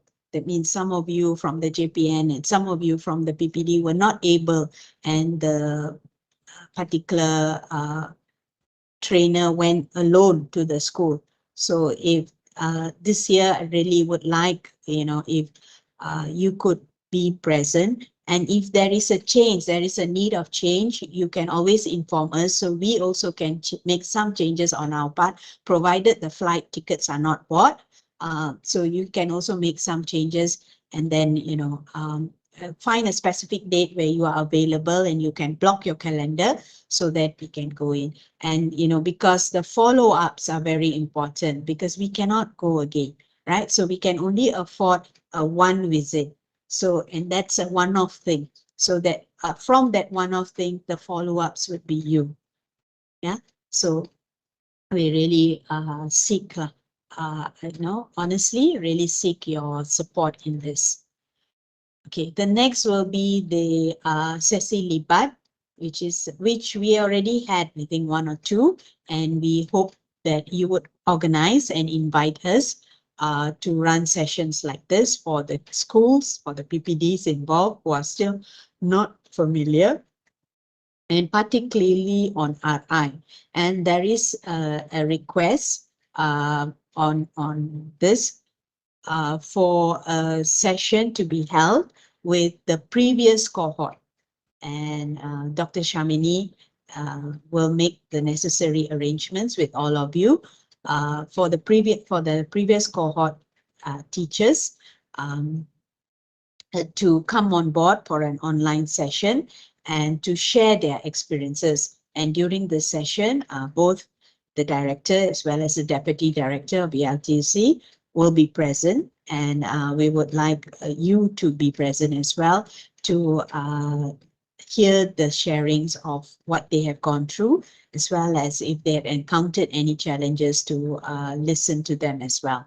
So there will be an engagement, and during the session, we will also extend it to the school head involved, right?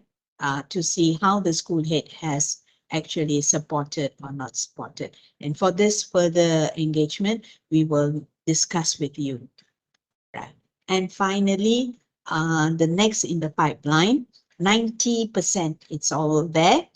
FinCo has agreed to support us in the production of the next remedial instruction toolkit, right?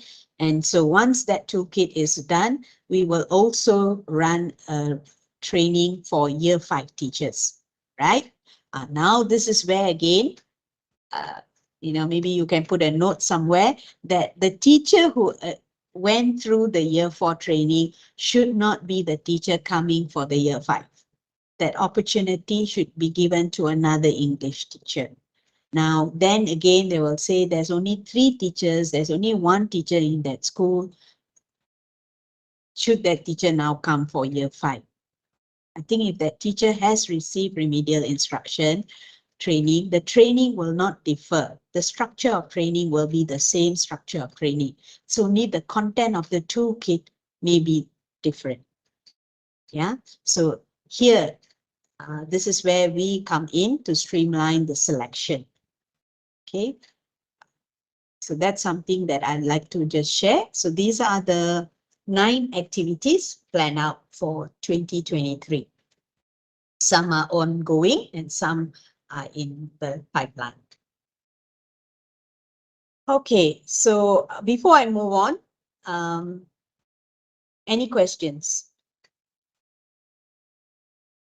Okay, then I'll just proceed with sharing the next few slides, and I will open for each JPN to give your sharing on the activities that you have held for 2022. Yeah. So Vicky, Mr. Vignesh, can we move on to the next slide?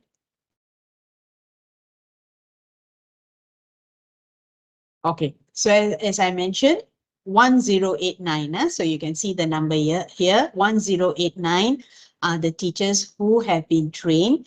Now, out of this 1089, there are some who came and are not conducting intervention because they got their transfer. If I were to play the recordings, one of the things that was mentioned by all of us, the trainers, at the very start of each training, and in fact, some of you were in the training as well, we clearly said that if you are in the process of a transfer, if you have applied for a transfer, please speak to your school head to nominate another person. Yeah, we clearly said this, but nevertheless, it has happened. And I've also received messages personally from this teacher saying, Madam, I informed the school head. He said, no one, you just attend. So I cannot, how to say, intervene in that, you see, because we all have a structure that I cannot go into the personals of the school. So I said, okay, I will inform your JPN, I will inform your PPD on this matter. You get what I mean or not? So now in paper, in the Excel sheet that we have collated the number 1089. In reality, out of this 1089 who really supposed to be conducting remedial intervention in the classrooms, I leave it to you. Sorry, but I'm being honest because I cannot monitor. I can only monitor via WhatsApp, right? And because teachers sometimes they're very honest. They say, Madam, I didn't attend the training. Can you help me? Can you explain to me what is this? What is this? What is this? Okay. So yeah, and they contact Dr. Shamini, they contact Puan Julie on this. In fact, I think they even contact you on this, and then sometimes you forward this to me as well, right? So these are some of the hiccups that we have done. Despite the letter, if Puan Julie shares with you the letter, despite the letter clearly saying mencalonkan seorang guru yang akan mengajar tahun 4 pada sesi 2023. Right, but this has happened. So please, ladies and gentlemen, please ensure that the teacher is able to conduct remedial instruction, this 1089. Okay, in the context or in the situation where the teacher is not the one who received training or is new to this program, there's an alternative, right? Or there is another way to support her, which we have the online platform. It's fully asynchronous. right? It is on our improved platform. The teacher will have to attend.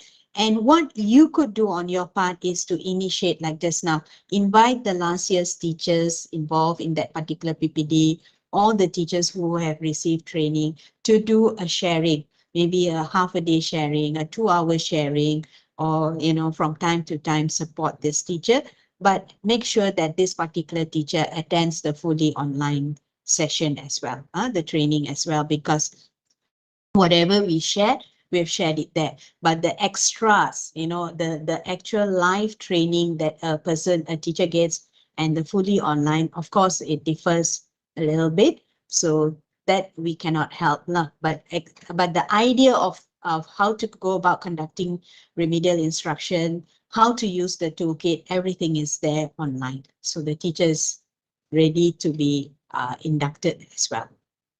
Okay, moving on.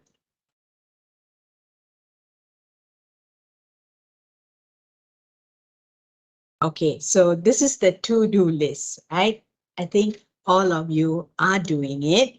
Just to remind everyone. Okay, one is, as I said, in our first visit is 3 questions. Are you the teacher that received training? If yes, have you begun your intervention? If yes, how did you identify the students? May I see samples of your diagnostic tests? So that's in your first visit. So ensure accurate root cause analysis being done by teachers to ensure efficiency in intervention. Yeah. So if they have not done, this was a finding last year. All right. Not to say finding, but when we went to the schools, we were told by the teacher, Madam or Sir, I didn't do the intervention. Right. Sorry, I didn't do the pre-diagnostic test. So that is the first mistake, because you can't assume, right? You all know we cannot assume. So we need an indicator to in identifying who needs remedial. So the indicator is the writing task. So that writing task will clearly tell us, are these students in which category, and how do I move forward by providing them the correct intervention. So the RCA or the diagnostic test is very important. And the next question will be, have they reported? Okay. All right. Then the second thing to do is to ensure the intervention is taking place. It is aligned to the curriculum. So they should be conducting the intervention in accordance to the SOW, right? And the SOW activities are clearly stated in the toolkit. So they will align it to the activities from the toolkit. The third is progress tracking, right? Ensure teachers' progress checking is done to remove students who have succeeded in the intervention. And this is towards the end of the intervention process, right? Which is somewhere in end of October or November.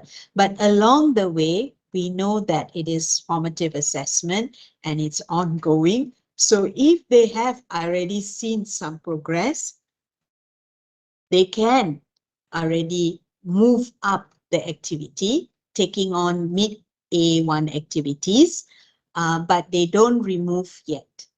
They don't remove the student yet from that category. For instance, they are low A1, and within 2 months of the intervention, say in July, they notice this child is no longer a remedial student. Okay, so they already know, they continue to monitor, but their activities now for this child may differ. No more low A1 activities, but they can select the mid A1 activities. And then only finally they do the post-test in October. What happened last year was some of the teachers, they took it upon themselves, or they were concerned that in fact, they were happy that these students are no longer remedial, and they ran the post-test much earlier and they moved them back. I think we don't do that. I won't say I think, but let's not do that. We will support the students whom you feel, whom your teachers feel have already gone beyond that low A1 category and they are no longer remedial, by providing them with the mid A1 activities that's available in the toolkit, and wait till October to run the post-test for everyone. And if it's confirmed, then you can remove them and you report. So I guess this is the structure that we would want to inform the teachers. Yeah, and we have informed them during the training. So these are the 3 to-do lists that requires your intervention or requires your attention.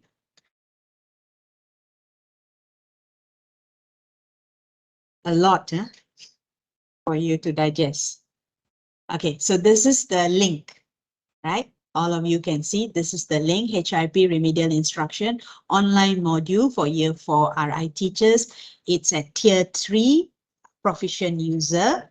Okay, and you click on join the course and then you can complete. Once you complete the course, they'll give you a badge. You are entitled to some badge and certification and online certification. So this is the link, right?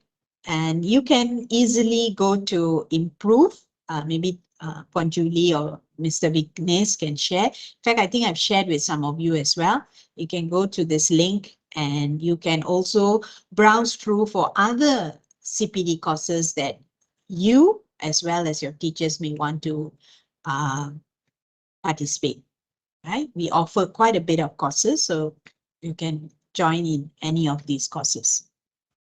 Right. Next, Vignesh. All right. We also have a specific course. Yeah, there's someone's hands up. Maybe I take a few minutes and respond. Pari. Yes, me, Parimala, Sheila. Yes, Okay, Parimala. regarding the remedial instruction course, can other teachers who might be taking year 4 next year sit for the course also, take the course also? Oh, you mean at this juncture, you want to extend it to them as well? Yeah, can I do that? I think hold on first. Hold on first. Okay. Yeah, hold on first because it would be redundant or it might be a repetition for them when we offer the online.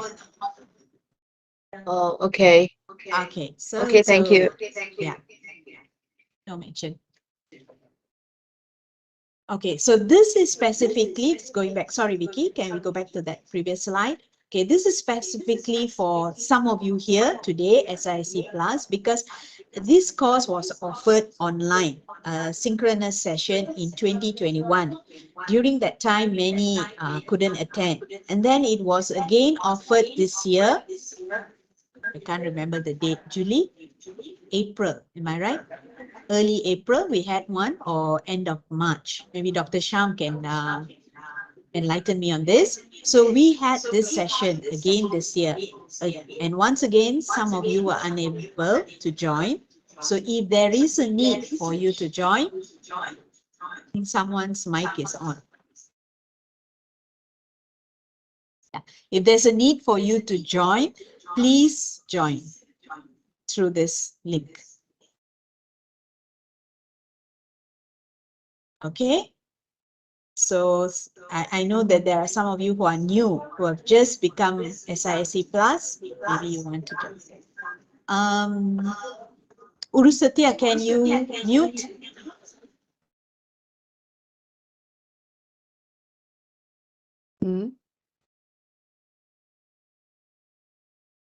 Okay.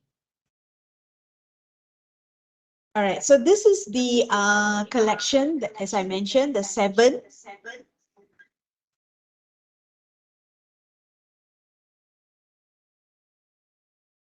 Julie, is there a possibility? I know that as the admin, you can actually mute. Okay, I will mute all and then you just turn on your microphone again, yeah?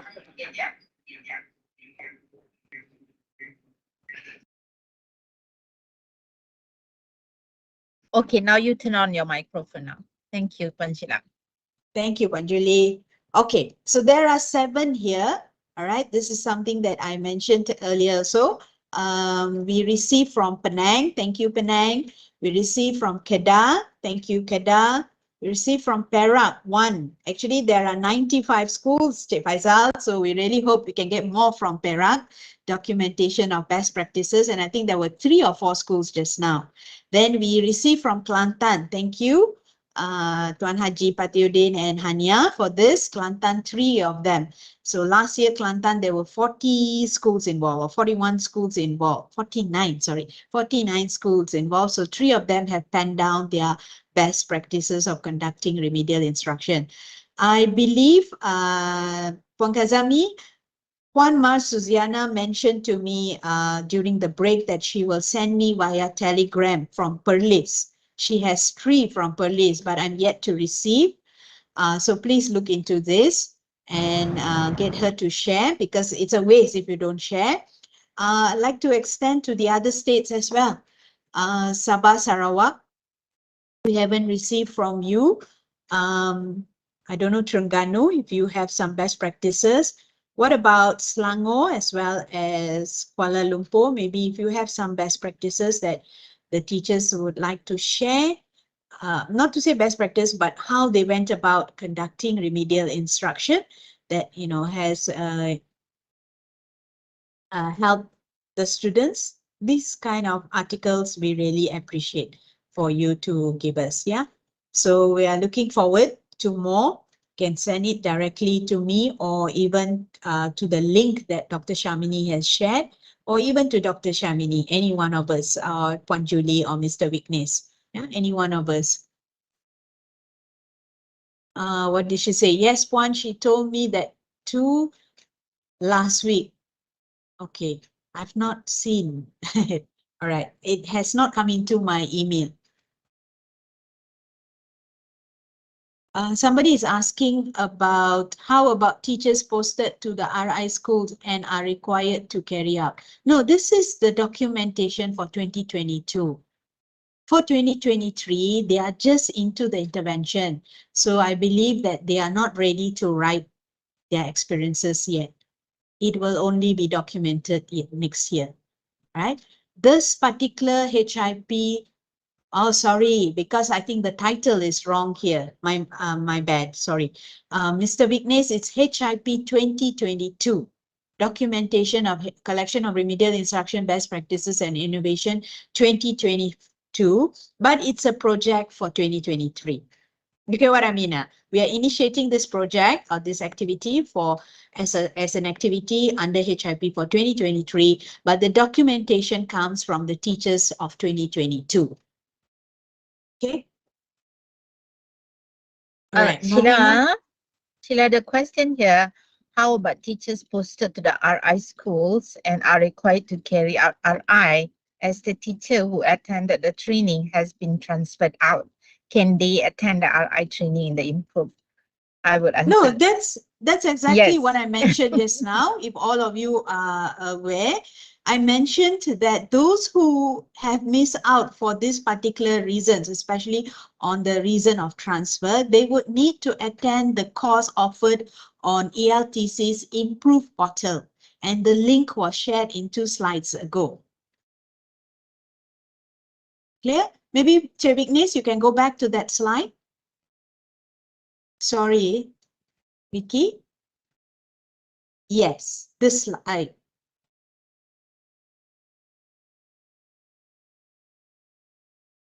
Okay, this slide. So they will need to attend this course, and by, how do I put it? With no choice left, they will need to do the intervention as of, in fact, today, or in fact from last week onwards, they need to do the intervention because they have to catch up with the teachers who have already begun the intervention early April. Right? So I know we cannot blame them. It's not a blaming game here, but the onus is on the school head who has misappointed, who has misminuted it to the teacher, right? Sheila, can I add another thing? Sorry about that. Sure. Go ahead, Julie. Puan Julie. Okay. Now, those who have, as what Jazz said just now, that the teacher just been transferred to the school and has to take over the RI, make sure that that teacher is going to be involved or going to be together in our WhatsApp group also, because our we call our support, our sharing whatsoever is all there in the WhatsApp group. Yes. Thank you, Thank Julie, you. for that. Yes, true. What Puan Julie has mentioned is to just add this particular new teacher into that group as well, so we can monitor, and to add that teacher into the Google Classroom. Once she's added into the group, the WhatsApp group, the respective trainer will add her in the Google Classroom as well, so she gets access to what we shared in the Google Classroom, right? So, or, you know, some of the teachers had also done their own in-house before going for the transfer. So that also you can actually, from the PPD or something, or from the school, write a formal letter requesting this teacher to come back for a day, you know, half a day in the afternoon, and run the session with this new teacher to guide the teacher. Yeah, or otherwise it's fully online.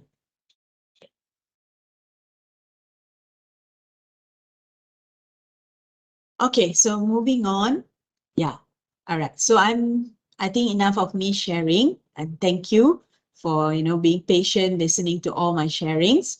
I'd like to now pass this time over to all the states, and maybe we can go in sequence from the northern region, going down, starting from Perlis, moving down to Kedah, then Penang. Yeah. Julie's also free of charge sharing her phone number to be disseminated. Okay, moving on to Penang, Perak, and then, yeah, so each state, can I give you about 5 minutes perhaps to just summarize the HIP activities, some of the positive things, and maybe if you have one or two challenges that you encountered last year under HIP, you can also share here. So it is a learning journey for all of us, and how we can help to resolve, we will help to. So can I invite JPN Perlis?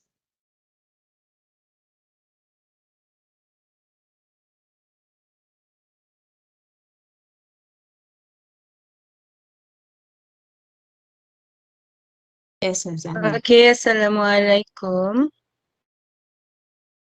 Assalamualaikum warahmatullahi wabarakatuh, and very good morning. Can you Morning, hear yeah. me? Yes, we can hear you.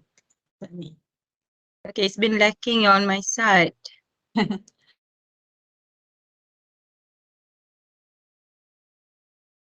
The line is not that smooth on my side. Is it just me, or is everyone Yes, having the same we can problem? hear you clearly, but yes, it's rather lagging a little. Go ahead, Hazami, just share, and then if we miss out, never mind, we will. Okay, so I try my best since I just get transferred here on January, so I'm not really familiar with the HIP program last year. But so far it's all being done, I think, smoothly, except for Finco reads. Okay, Finco reads, we do not get enough, I can say not sufficient participation among the schools. We only have 5 schools, but from the record, we only have 2 schools that really run the storytelling online. The others, they are not doing it last year. For RI, it's all done, Alhamdulillah. And then Puan Sheila, I asked Puan Masuzaina just now, and she said she already sent 2 articles, okay, through your telegrams. Perhaps, yeah, Noted. maybe you. Okay, I have not checked my Telegram for ages. I always just refer to the WhatsApp. Okay, okay. Okay. Maybe if Alright, I can seek her help to send it via email, that would be better. And then CC to Puan Nolita as well, formally. Okay. Okay, thank you. Okay. And then for the others, I don't have any report yet. Like the Shakespeare, KL Shakespeare, everything. So that is not within my knowledge right now. So I think that's all from Perlis for now. Yeah, thank you, Hazami. Okay, sorry, I don't want to intrude into your state activities, but I was present for 2 activities, which I like to share. Maybe that I found a very good activity, and I think I did share this last year in one of the sessions. I was fortunate to visit this HIP learning environment, HIP learning environment, some environment that Puan Julie and I went to Perlis last year. Yes, yes. And it was a very good effort. And something that I saw there, that I did share, I can't remember, but I'd like to share again here. That, when it comes to language, we always think of language in the terms of, choral speaking, reading activities, all these activities. But what I saw there was how language was utilized in terms of what is there? Agriculture. You see, they use they tapped on the students' background. Okay, the students that came from there are actually are farmers' children. Okay, the school is situated in the smack of the paddy field, right? Yes, paddy yeah. field. So of course, you're not going to bring any blighton to that child. Correct? Yeah, any blighton and all that, which is actually good. I'm not saying that. But the reality is you linked English to the child's lifestyle. So the child began growing. And this is something that they call it service learning, right? In the US, they call it as service learning. This is something that the child began enjoying using English through his or her background experience, which is growing plants, right? Vegetables. So the children there, they got a wider knowledge of vegetables, right? And how to go about planting vegetables, the use of language, grammar, use of vocabulary and grammar to explain how they go about the process of planting. Yeah. Irrigation and all that. So this is something that I really liked because HIP, highly immersive is beyond, right? It's an environment. It's a whole school approach. And I'd like to take this, example to share here. Why I'm sharing is because this is something relevant for our rural schools. It is something very contextual. Yeah. So all of you here, you can try this kind of environment for your schools as well. Thank you. Zami, moving on to Kedah.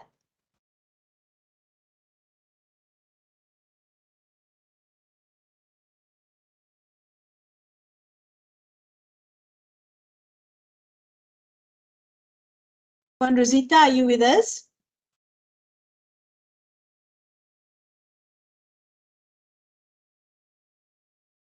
Or any representative from Kedah?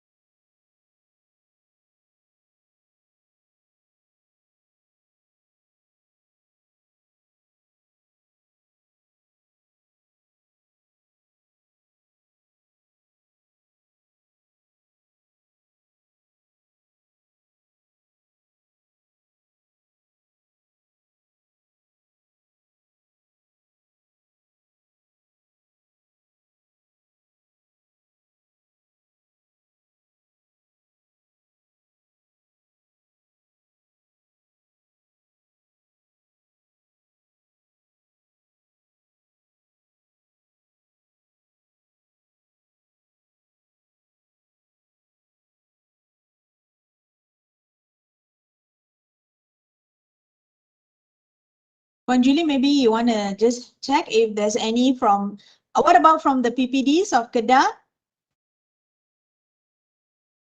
PPD Kuala Mudayan, PPD Kota Star, PPD... Penang would like to go first. Yeah. Okay, can maybe we can invite from, Penang. Yeah. Yeah, sure. Penang, you may proceed, but I like Kedah to make some arrangements for someone to share from the state of Kedah? Yeah. Okay, Penang?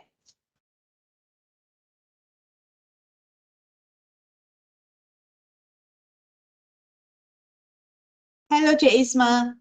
Hi, Puan Sheila. Can you see me? Can you hear me? Yes, we can see you. All right. Okay. Thank you.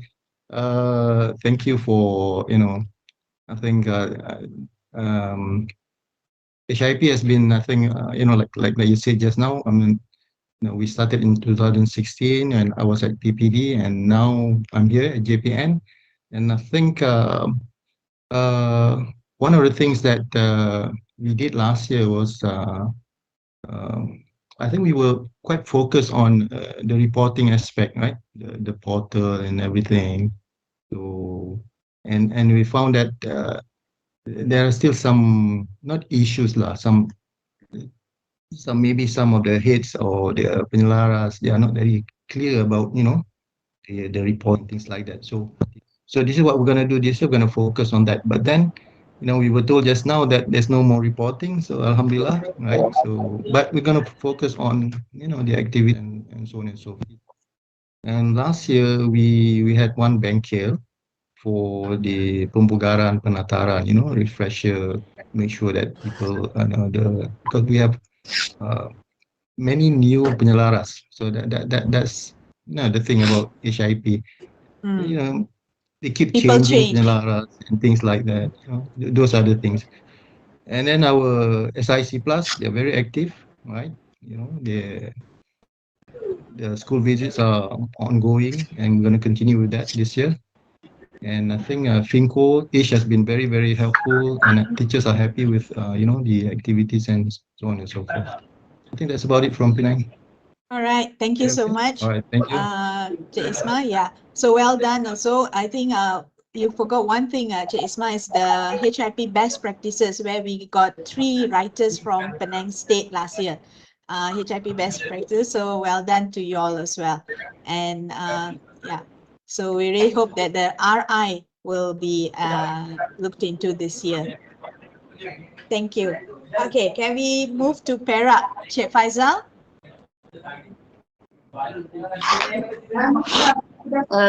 Assalamualaikum and good morning. Yeah, I'm good morning. Hasana. I'm replacing Mr. Faizal for today. So actually I've been trying to use my laptop. Both my browser and app on my laptop are not working. So I will just try to. I don't know why. Okay, before this they are just okay. So I will just try. I'll try my best to present on my phone. All right. Okay, sure. Go ahead. So we have prepared a slide. Oh, okay. So you want to share your slide? Yeah. Okay, what you could do is maybe you can even WhatsApp that slide to Mr. Vignesh or Puan Julie, so they can share it. Okay, we can see it. Yeah, that's nice. Can you see the slide now? Yeah. Yes. All right. Okay, so for 2022, we have carried out program pembangunan daerah. And using this course, actually we have highlighted on the immersiveness level for HIP schools. Just to recap on HIP lah, for the pengerusi panitia daerah. Okay, so the impact from this program is they are now well informed of new informations from on English initiatives, and also the relationship between the scores for PGB and parents, and how this course actually affects the immersiveness level in schools. Okay, and the next one, we are also involved with pameran HIP best practices bersempena persidangan antarabangsa International Conference on English Language from the 26th to the 28th of September. And we have this penyertaan dari sekolah terbaik lah di dalam daerah Kinta Utara, which is SMK Raja Permaisuri Bainun. The next one is bimbingan kepada sekolah-sekolah dengan capaian aras Immersive 2 di bawah HIP in 2022 in October. For this one, we had pegawai SISC Plus yang membantu membimbing sekolah-sekolah dengan aras Immersive 2, which I think we had 7 schools for 2022. And then bimbingan kepada sekolah-sekolah dengan capaian aras Immersive 2 dan aras Immersive 1 2022 in November.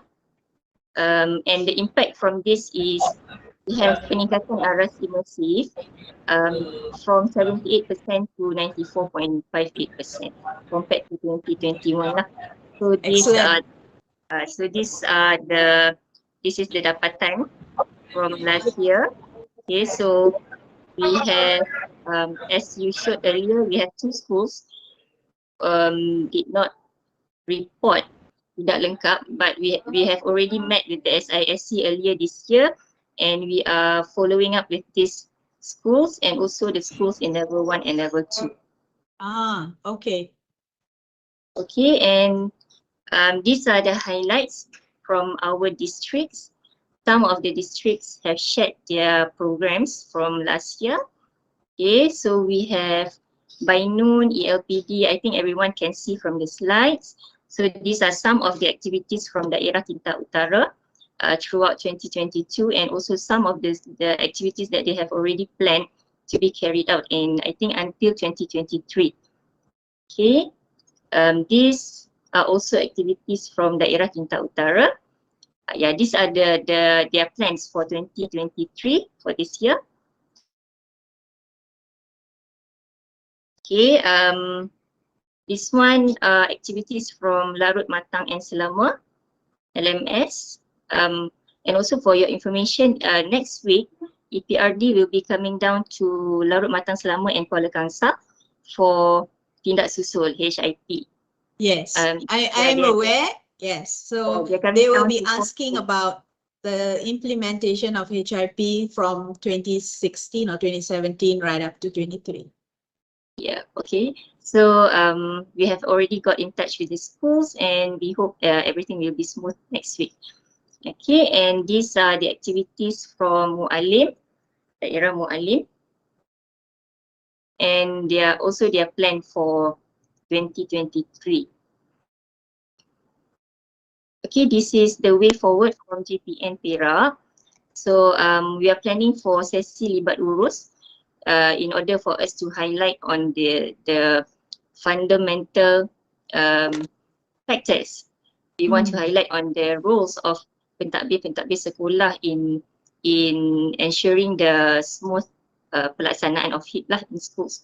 Okay, and then we will also highlight on peranan JPN and PPD, and we will look into issues in carrying out HIP in schools.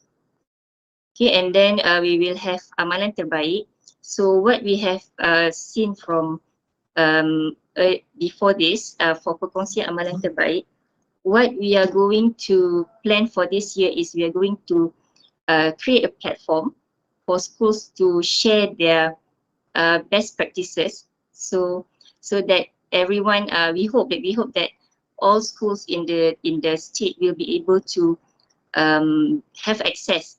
Because as we know, schools have their own one-page report, their own format in schools. So we are planning to just get this soft copy of reports to be presented to all schools, so that there won't be like double work for the schools. So they can just use whatever activities, reports that they have in the schools and share with us. So we are planning to have like on an online platform lah. So we hope our Google site will work for this perkongsian amalan terbaik, since just now the LTC have already announced that there will be no online reporting for this year for HIP. Okay, and then we will also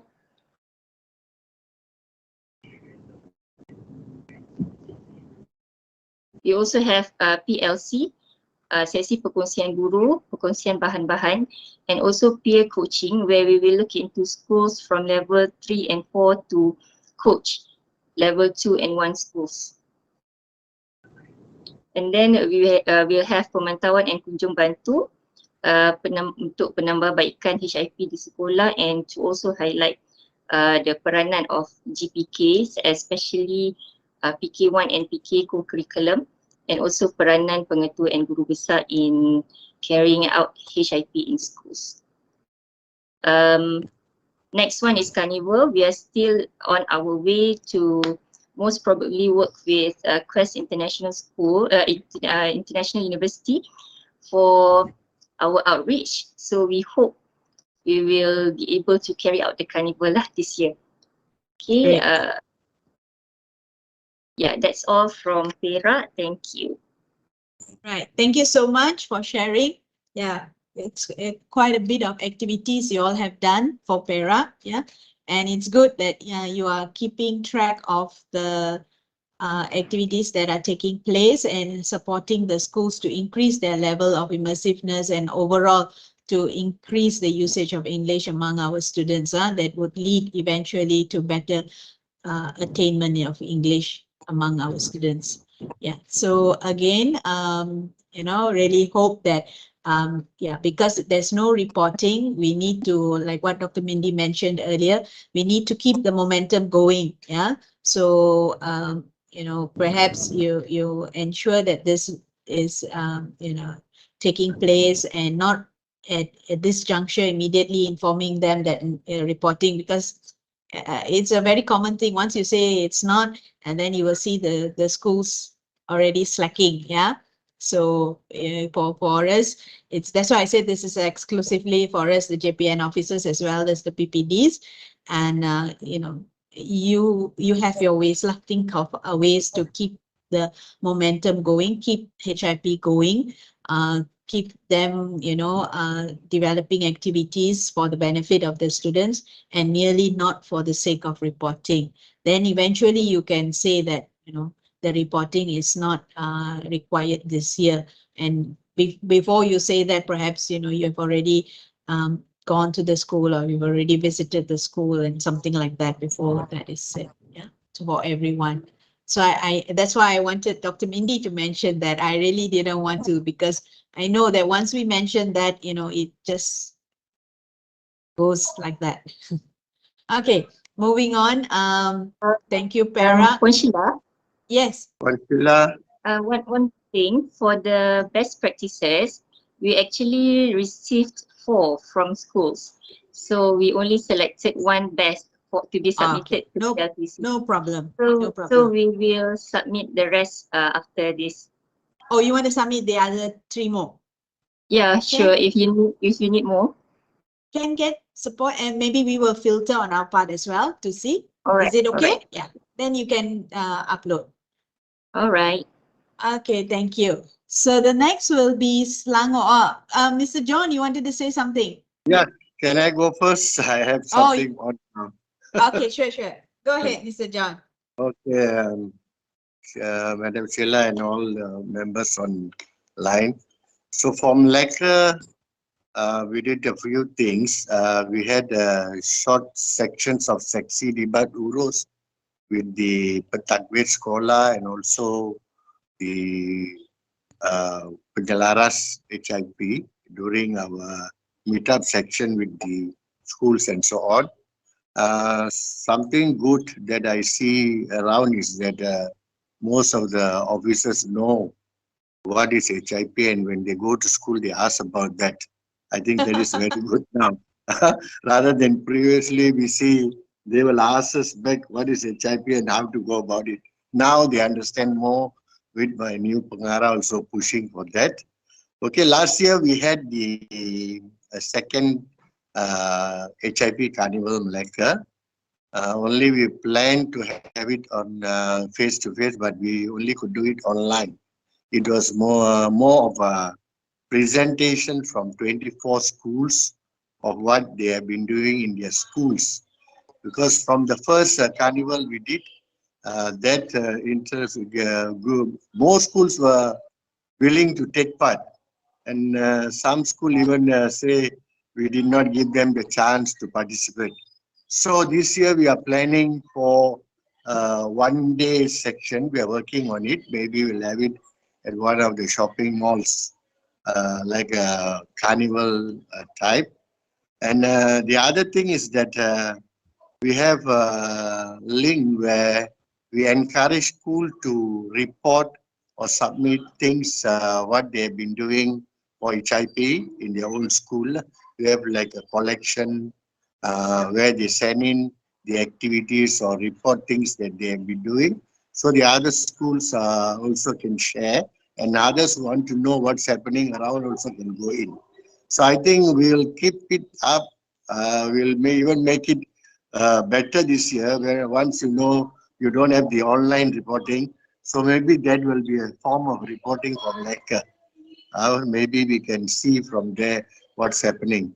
And the other part is that for the FinCo REIT, we have 5 schools.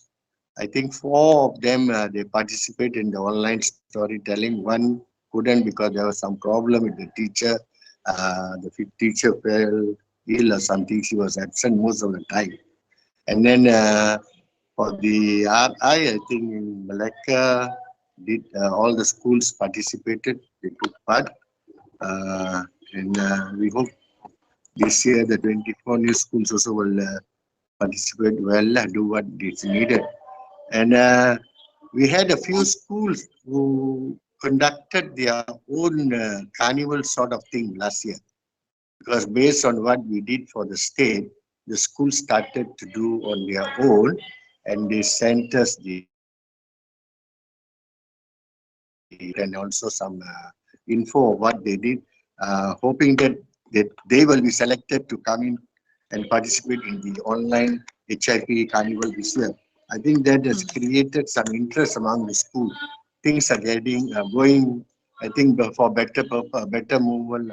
We see schools previously in Band 2, they have started doing things, and even they have improved. I've seen many of them from Band 2 have gone to Band 3, and one even went to Band 4. So on that part, I think it's good for them.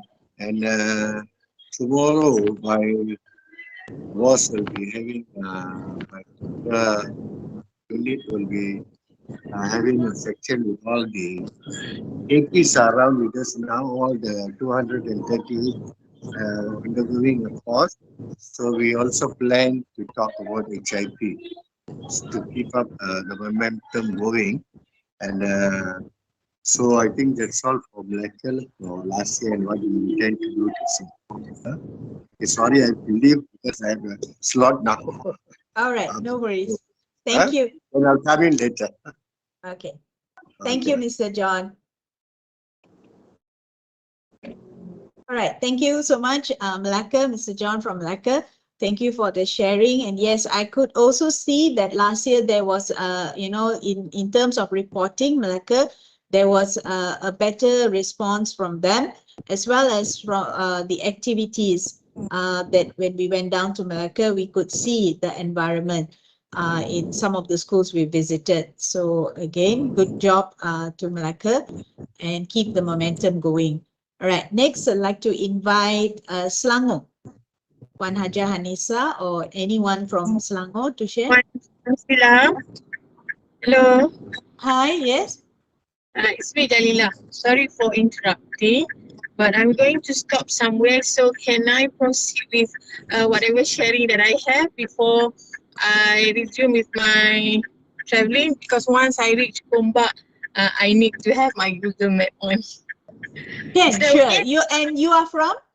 Can you introduce Pahang. yourself? Pahang. Puan Jalila Pahang. Oh, Jalila. Okay, sorry, Jalila. Alright. I couldn't see who, because there's another person's profile is also, how's it, blinking, so I thought maybe that person is speaking, Geneva or something. Okay, Jalila, go ahead. I also have some of my SICs with me together in the meeting, so I told them that if they want to share something, please do so.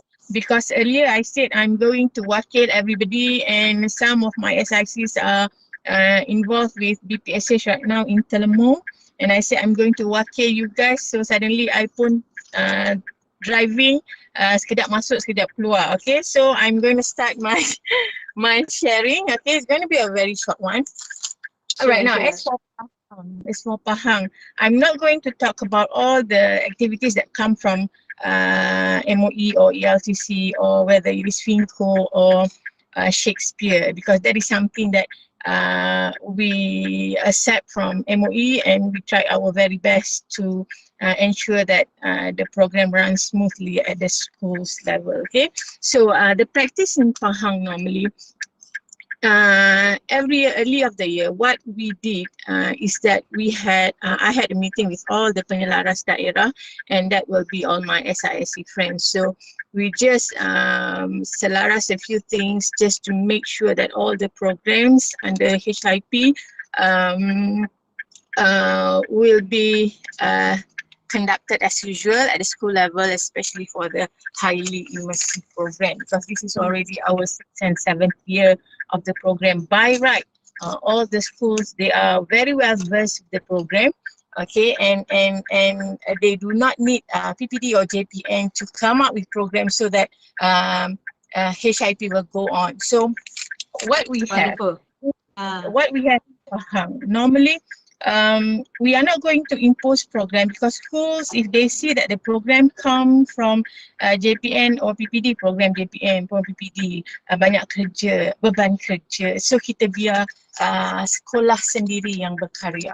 So I'm going to highlight a few programs from PPD and also from the schools themselves. Okay, so this school come up with their very own initiative to come up with good programs, which we can see that from this program, HIP is really there. Okay, so I'm going to share a few. The first one is from PPD Jerantut. Okay, this is school-based program, not even PPD and not JPN.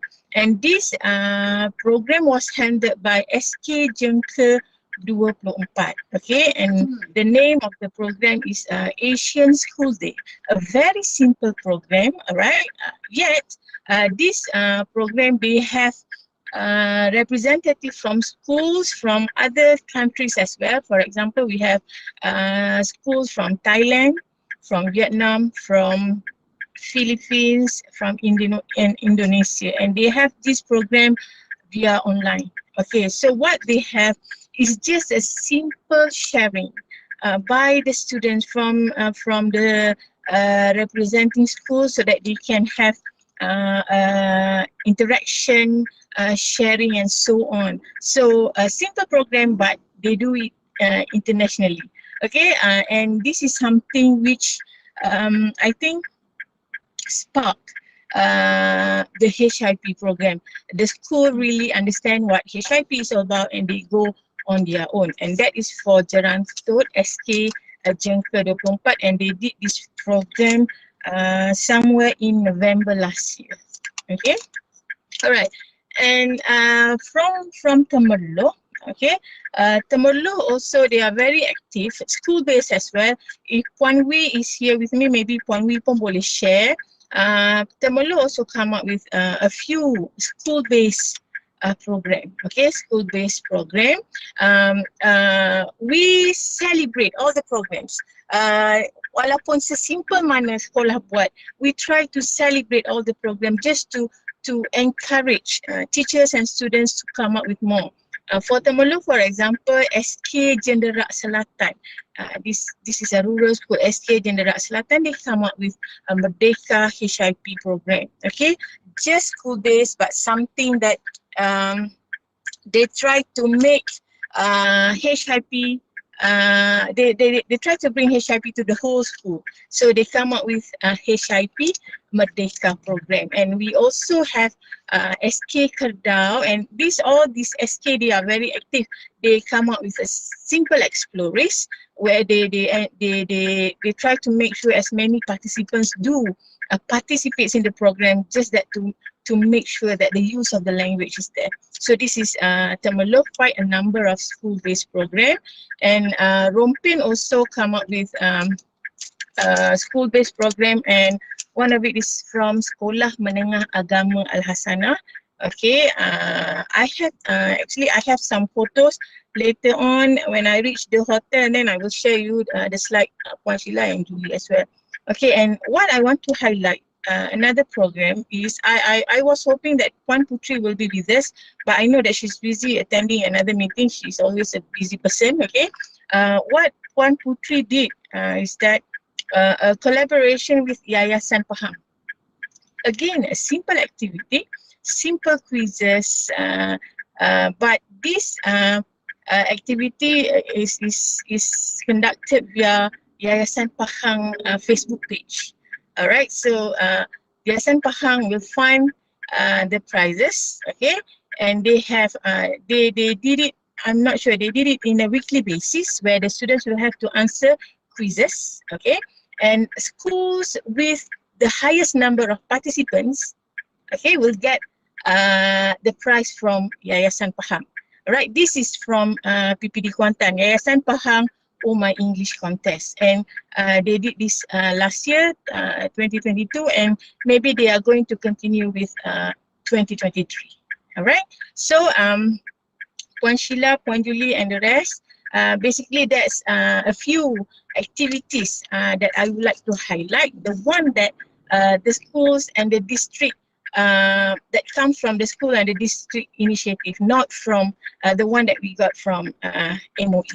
Okay, all right, Puan Sheila and Puan Julie, thank you very much, and Puan Julie, thank you for being very patient. I terkeluar, you admit I balik, I terkeluar, you admit I balik. Thank you very much, and happy Hari Raya, everyone. Okay. Right. Selamat Thank you, Hari Raya to you also. Puan Jalila. Thank you so much for sharing. And yes, the current trend now is actually school based. Is very much school based. Professional development, school based activities where the initiative is by the school for the school. Yeah. In fact, HIP also began on that note, by the school for the school. But along the way, or at the inception of it, we had to, always be somebody there to look into it, you see, look in and to get them moving. So you're very lucky, Puan Jalila, that in Pahang, you have this schools making their own effort. They are interested to do it on their own. So it's something that we applaud, and something that many of us today here can also extend this. But on the other note, if we have to also, see that things are happening, then we have to help as well to ensure that things are happening. Because it's not about you, it's not about me, it's not about even the teachers, it's about the students. At the end of the day, it's about the students, and it's about how much they can acquire, how much they can benefit from the program, how much can they acquire English. That's actually the ultimate goal. Okay. The next, can I invite, going back to the sequence, Selangor or Wilayah Persekutuan, followed by Negeri Sembilan. Melaka has done, and yes, Puan Rosila. Yeah, go ahead.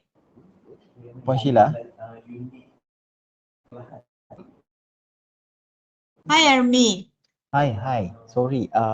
I'm having another bengkel in Shah Alam, so I like Puan Jalila just now, on and off. Oh, okay, no problem. So maybe we pass this time to Puan Rosila to share, and then you want to share, is it? Okay, the can next? I share first? Puan Rosila, you okay? Yes, To yes. share, let him share. Yeah, yes, she okay. said Go okay, ahead, go yeah. ahead, Army. Who's first? Emmy Oh. first. Okay, Emmy. all right. Okay, I do agree with Puan Jalila just now. Actually, many schools not Can't hear you clearly, in Army. Johor, they already. Can you hear me? Yes, Emmy, carry on.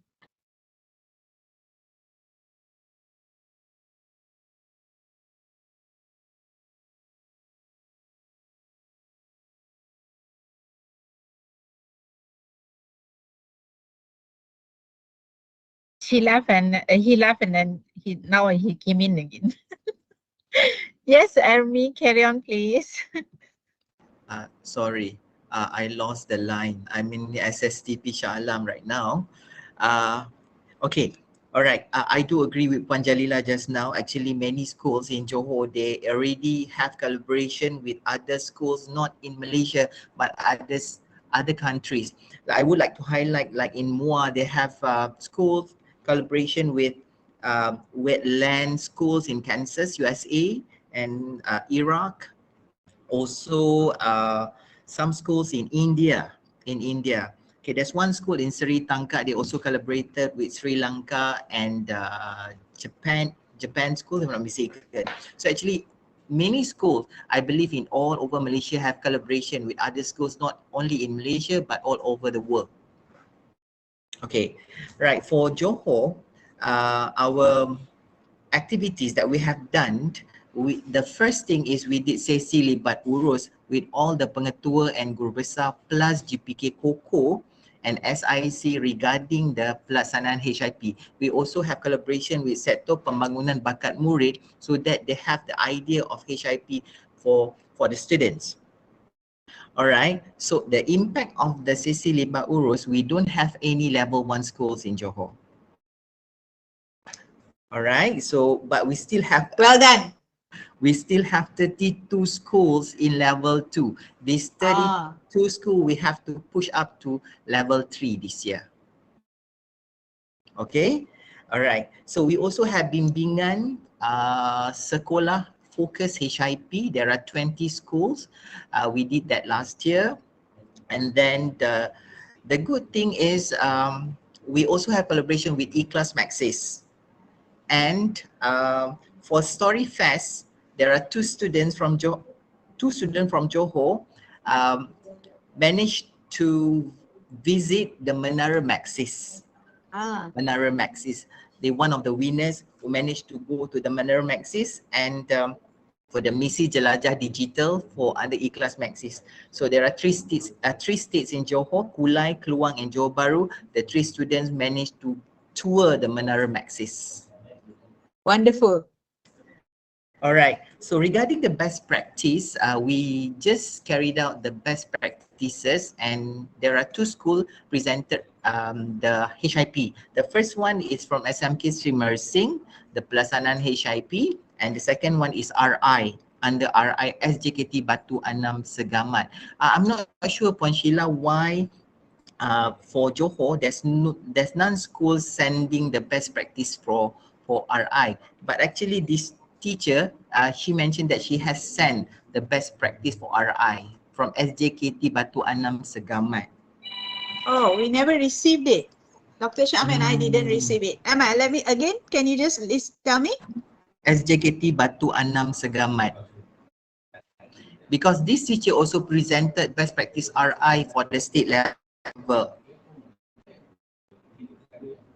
Okay, I will check on this into the system.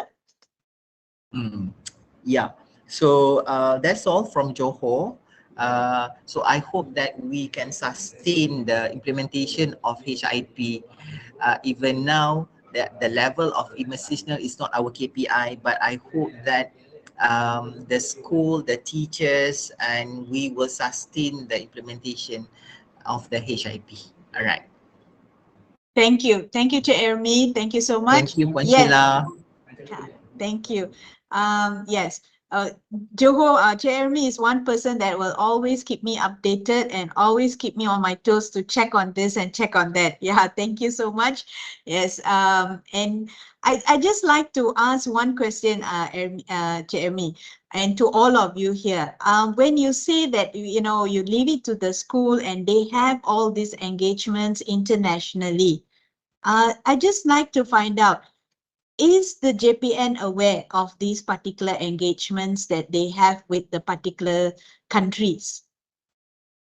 Yeah, actually, because when the student involved in this international level, they need to submit the the paperwork. Proposal, to JPN. yes. And because the SPM and the unit COCO need to submit to be SKK in order to get the credit. Yeah, so that is how we do lah. Okay, It's not so that's happened before this, but starting last year we have to do this because it's rugi for the student if they don't get the credit for the international level.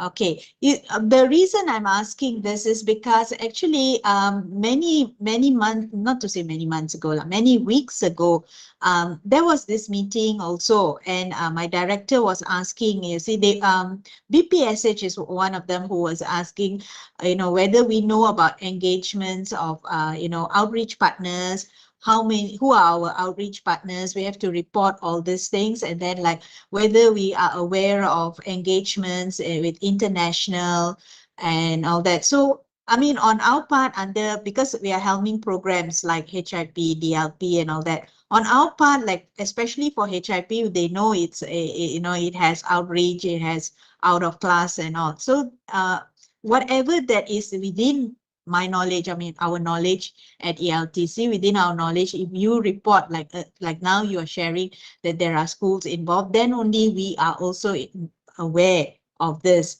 and that we can also be informed. But if it has been already informed through your JPN, and your JPN has endorsed that engagement, then it should be fine for the schools to pursue, I mean to continue, because we must understand that it is our students being involved. You see, it's a language activity, but at the same time, the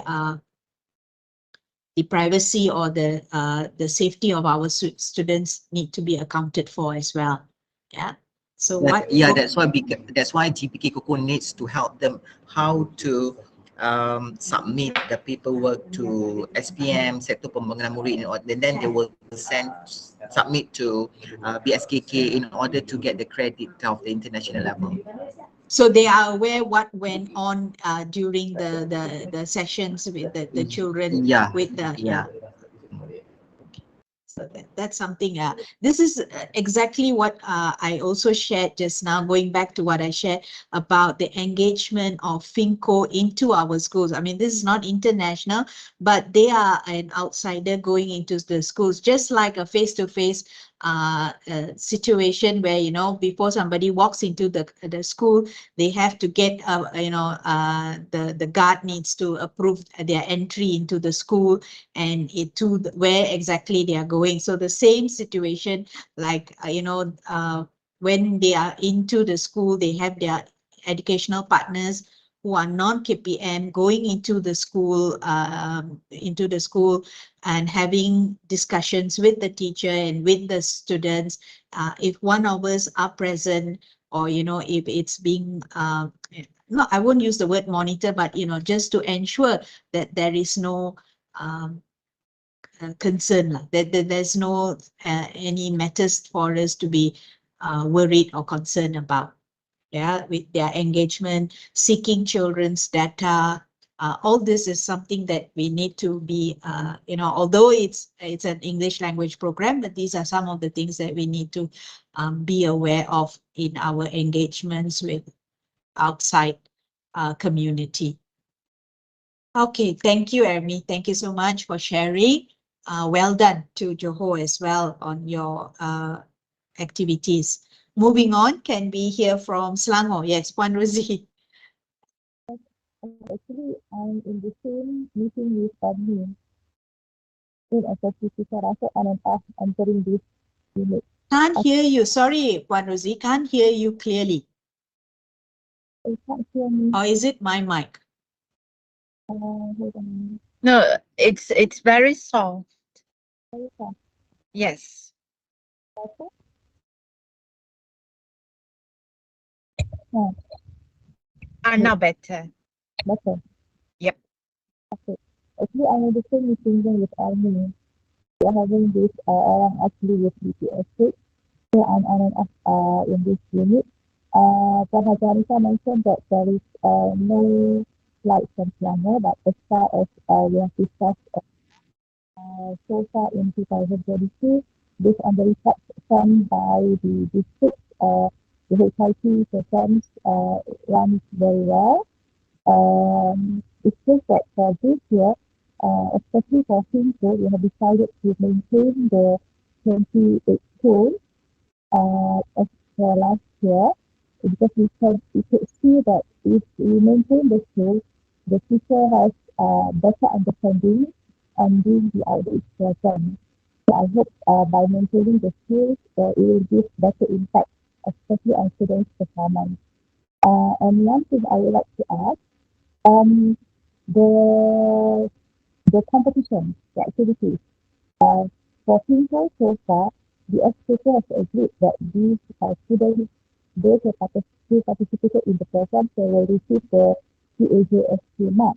But as time goes by, we believe that Pinto has added a few more activities and competitions.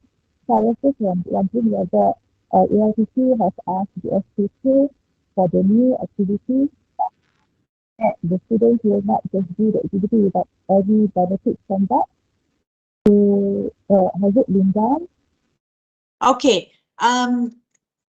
Like I said, FINCO got a general approval to be involved with the schools on activities. And this particular, are you referring to the HIP World, not HIP, FINCO World Book Challenge, World Book Day Challenge, and yeah, these are all new activities. I will need to check on the approval, but what they have gotten the approval is to collaborate under the HIP activity, under HIP program, sorry, not activity, to provide activities as an outreach partner, which involves HIP FINCO Reads and HIP remedial instruction. You see, so because this particular activity, I believe, comes under the it's subsumed under the HIP FINCO Reads activity. It's offshore of that activity, you know. I mean, it's under that category. So I think they do not need, but let me check with FINCO on this and get back to you all. Yeah. And going back to the schools, because you mentioned 28, is it 28 schools? Wanjuli, is not going back to, because I know each state there was only about 15. Was it 28, your school? For Selangor. For Selangor. Vicky, you have the slides there. Can you just look at it?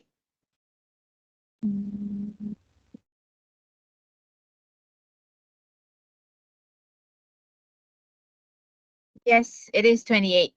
28, huh? Okay, yeah, just checking. So 28 schools, yeah. So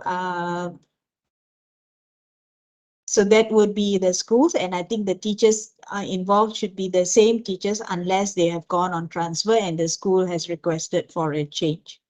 We requested for change for few schools, so those who are not really into it. So we have contacted the KPs and the GPs, informing them to provide us with new teachers. Those who are really eager to do with the students. So we're looking for that. And as for those schools with level 1 and 2, there is one school with level 1 and I think it's 16 schools in level 2. So we are trying to monitor for this year and see how what we can do so that we can go for Okay. at that level.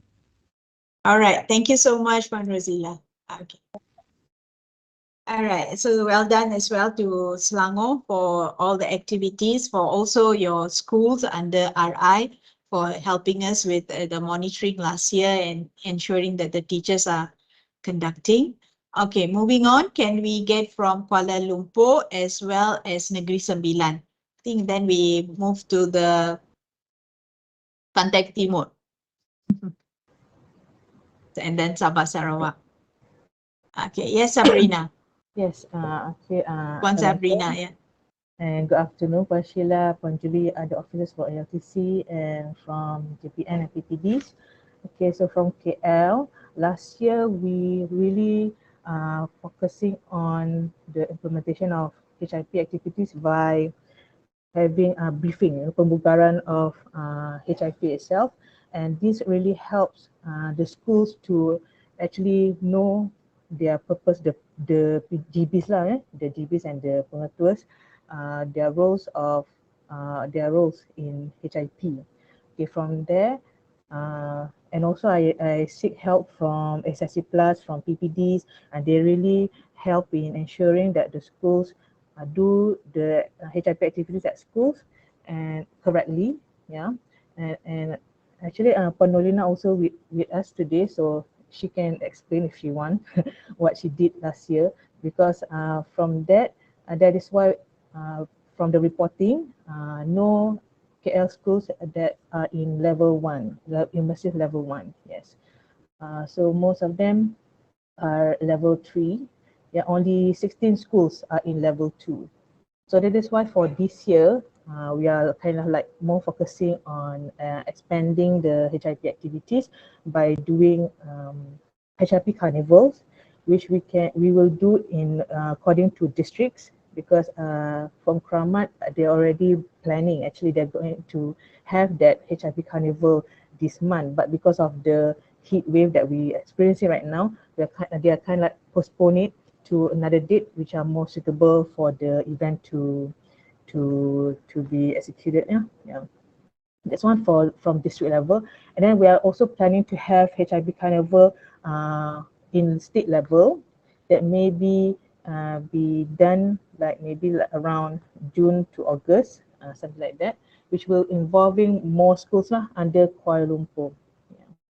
And then another one is we are planning to have like school support visit also to those level 2 schools, because we will of course relay on the data that we got from last year, right? For these 16 schools, it is hopefully that the SSC Plus and also us from JPN can do like help them, maybe to find out why they are still in level 2, because mainly because some of the schools still have that misconception, still don't understand how to carry out HIPs. So we are kind of like wants to help them lah, yeah. And another one, also we are like to encourage the schools to write articles. Yeah, that is why we are planning to have like article writing workshop that will involving level 4 schools lah for the beginning, because I do ask them to ask, especially from the RI schools, right? Because they need to put it in paper. So, but some schools, they don't quite know how to write the articles. So that is why I think we will do a writing workshop that will be involving the RI schools and also level 4 schools, so that they can document their best practices of HIP activities that they've already carried out. This may be been done in July or August. And then because of the latest update that we received from ARTC, right, from all of you, that there will be no reporting, but for KL, I think we will provide other platform for us to monitor and also to ensure that they really do the HIP activities in their schools. Maybe we will prepare our own dashboard to collect their information, their report of their HIP activities for KL, yes. And then also to update, to monitor all schools. Doesn't really mind which level are they in, yes. Okay, and then I think that's most probably about it. Okay. And then, yeah, from KL, yeah, thank you. That's all? Yes, that's all. All right. Thank you, Puan Sabrina. Yeah. Okay. Well done to you also. And I mean, honestly speaking, KL, a metropolitan city, we should not have any level 1 there, but I do know the consequences because of the suburban and because of the particular group of class of people, the students. So maybe that's why you have the level 1. So do whatever you can in your capacity to remove these schools from being at level 1. Yeah. Right. Thank you so much, Kuala Lumpur, for all the support as well in ensuring HIP is a program that is run in the schools. Yeah. And in fact, you have more opportunities, like I say, because most of the outreach partners, they prefer to do activities in Selangor and KL. And the next state that they like to do is Penang. I don't know why, but they like to do in Penang as well. Yeah. Okay. Moving on, can we have Negeri Sembilan to share? Hi. Hello, can you all hear me? Yes, can. Go Yes, ahead. Ramawati. I'm Yes. Rama. Okay. Actually, I'm SIC Plus. I'm reporting, reporting, but telling something about what we did in Negeri Sembilan on behalf of my ELO, Puan Farah, who is now having a course, inshallah. Okay, I think most of the activities are, rather similar from states to states. But then I would say that in Negeri Sembilan, what we did, usually at the end, the first thing that we do is the sesi lipat urus with the school administrators. Okay, this is done during our perhimpunan bulanan usually. And there's one thing that we actually insisted on the administrators and the headmasters and the principals. They need to actually report during dialogue prestasi session on the progress of HIP in their school. We want them to report, only the PGB, not the teacher or penyelaras or other teachers, because we want them to actually know what is going on with HIP in their schools. Okay, that's our move in Negeri Sembilan, because as you know, sometimes HIP is always taken for granted. Okay, and then we also have this Telegram channel for all HIP coordinators. Okay, this is for the sake of getting everyone to get the same information. All right, and then we had sharing of best practices at least twice a year. And in Negeri Sembilan, now we have last year we have 19 schools, I think, at level 2. So what we did was we actually had bimbingan to all the schools, and last year it was Puan Fadila. Puan Fadila actually made a point to come down to each and every district to actually go to these schools. Okay, so we assisted her when she come down. For example, I'm from Rembau, so when she's here, so we went together to these schools. All right, so that I can learn something from her. She can actually talk something to the teachers. So we had, we can align our information in that sense. And then all the response and all the things that we do, we actually report them in our meeting for sector pembelajaran meeting. And then we also have verification visits. Okay, if for example, that school is at level 4, so we went there actually not only for level 2, we went to level 4 schools also, so that we can see whether or not they have the level 4 environment. Okay, because sometimes it's level 4, but when we went there, they don't even know how to actually respond to your greetings, all right, in English. Okay, and then we also coordinate our HIP activities with TS25 modules. For example, the project-based learning.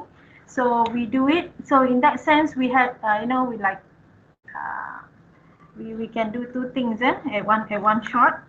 All right, and some of the activities that we did are also, okay, the usual assembly in English.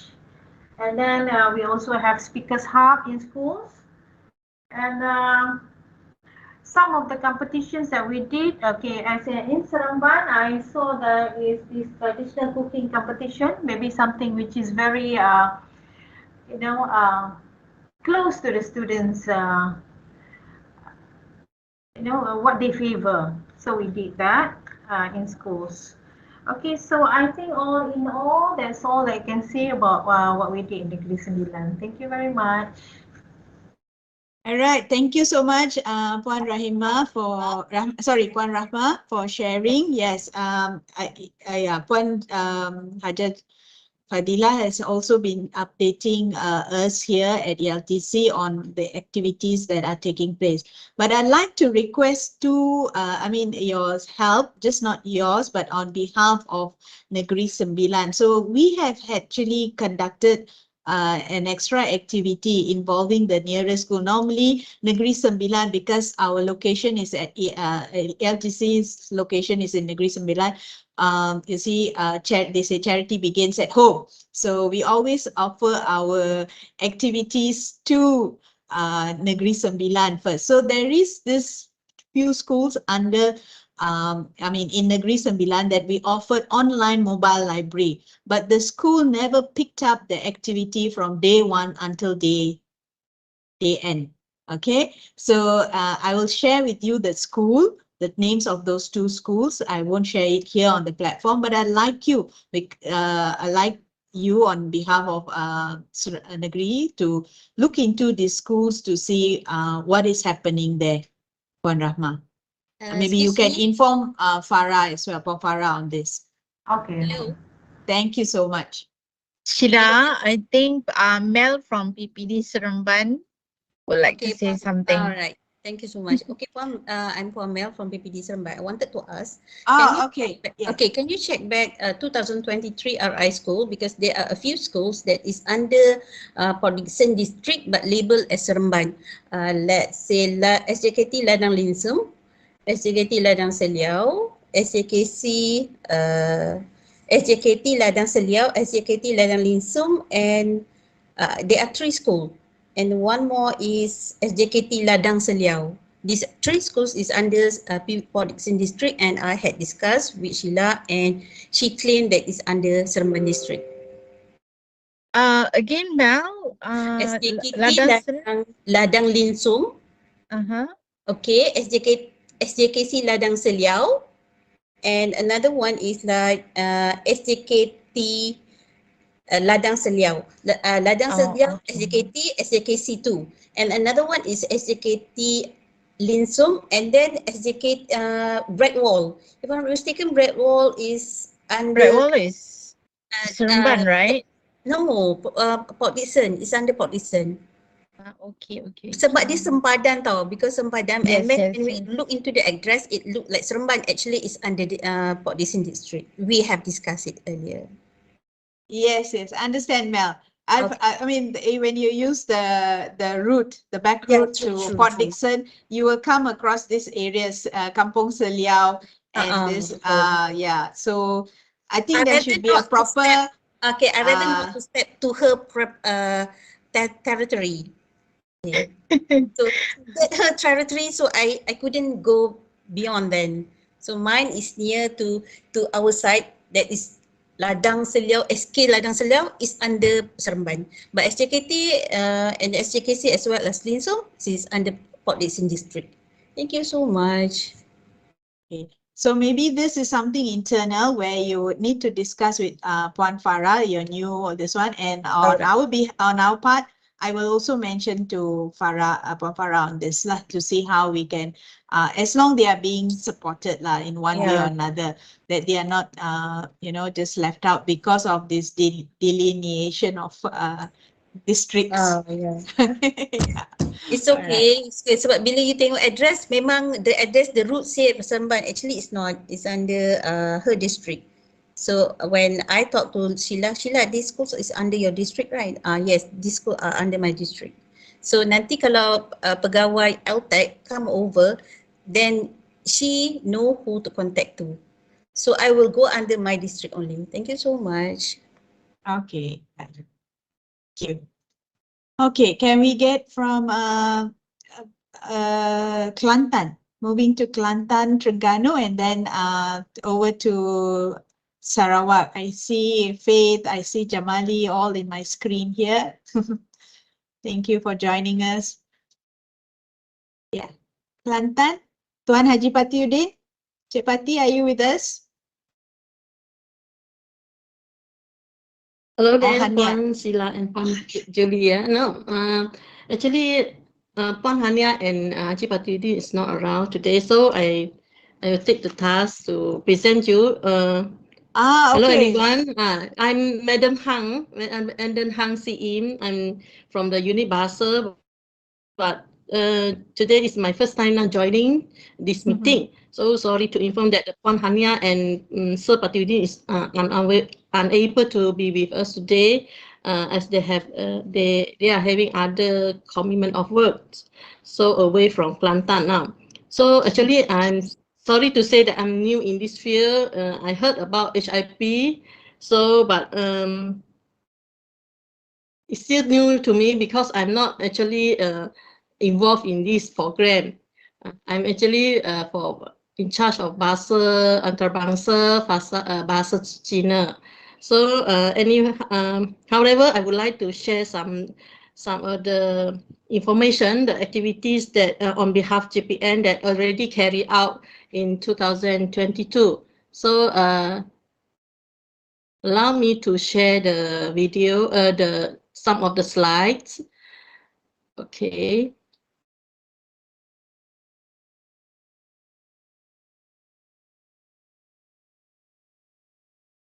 So can you all see the slide? Can you all see the slide?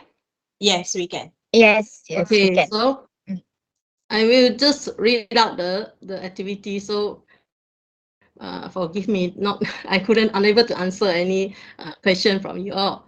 So first of all, we have already undergoing the sesi perbincangan profesional pemantapan pemahaman konsep dan pelaporan for HIP from 18 to 30 January 2022. So we are focusing actually from at hand holding HIP level 2. Okay, next, in August 23rd to 25th, 2022, an English at workplace di bawah HIP,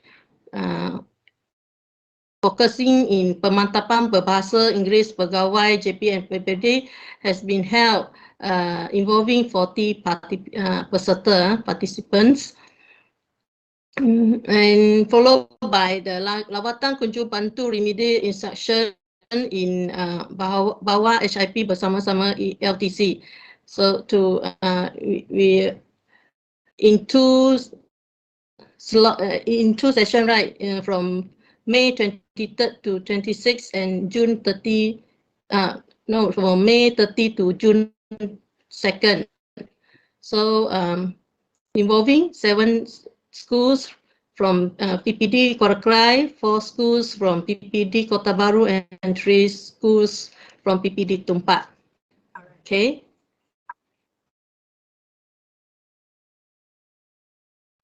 Next, we have already undergoing the project online English storytelling di bawah pemantapan HIP bersama-sama KL Shakespeare players in October, from June to October, involving 10 schools from 6 PPD, followed by HIP Finco reads under the highly immersive program HIP 2022 in June 2022, involving 15 schools from 9 PPD.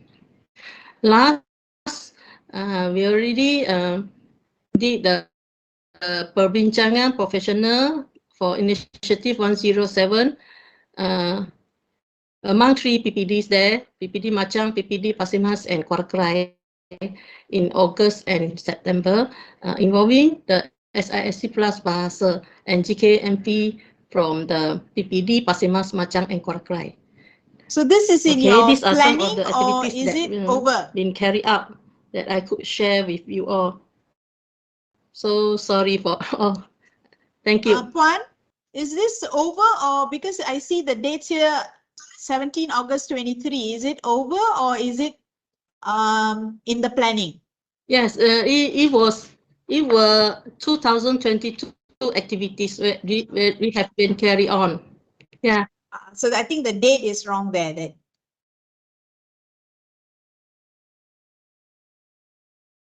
2023, the date shows.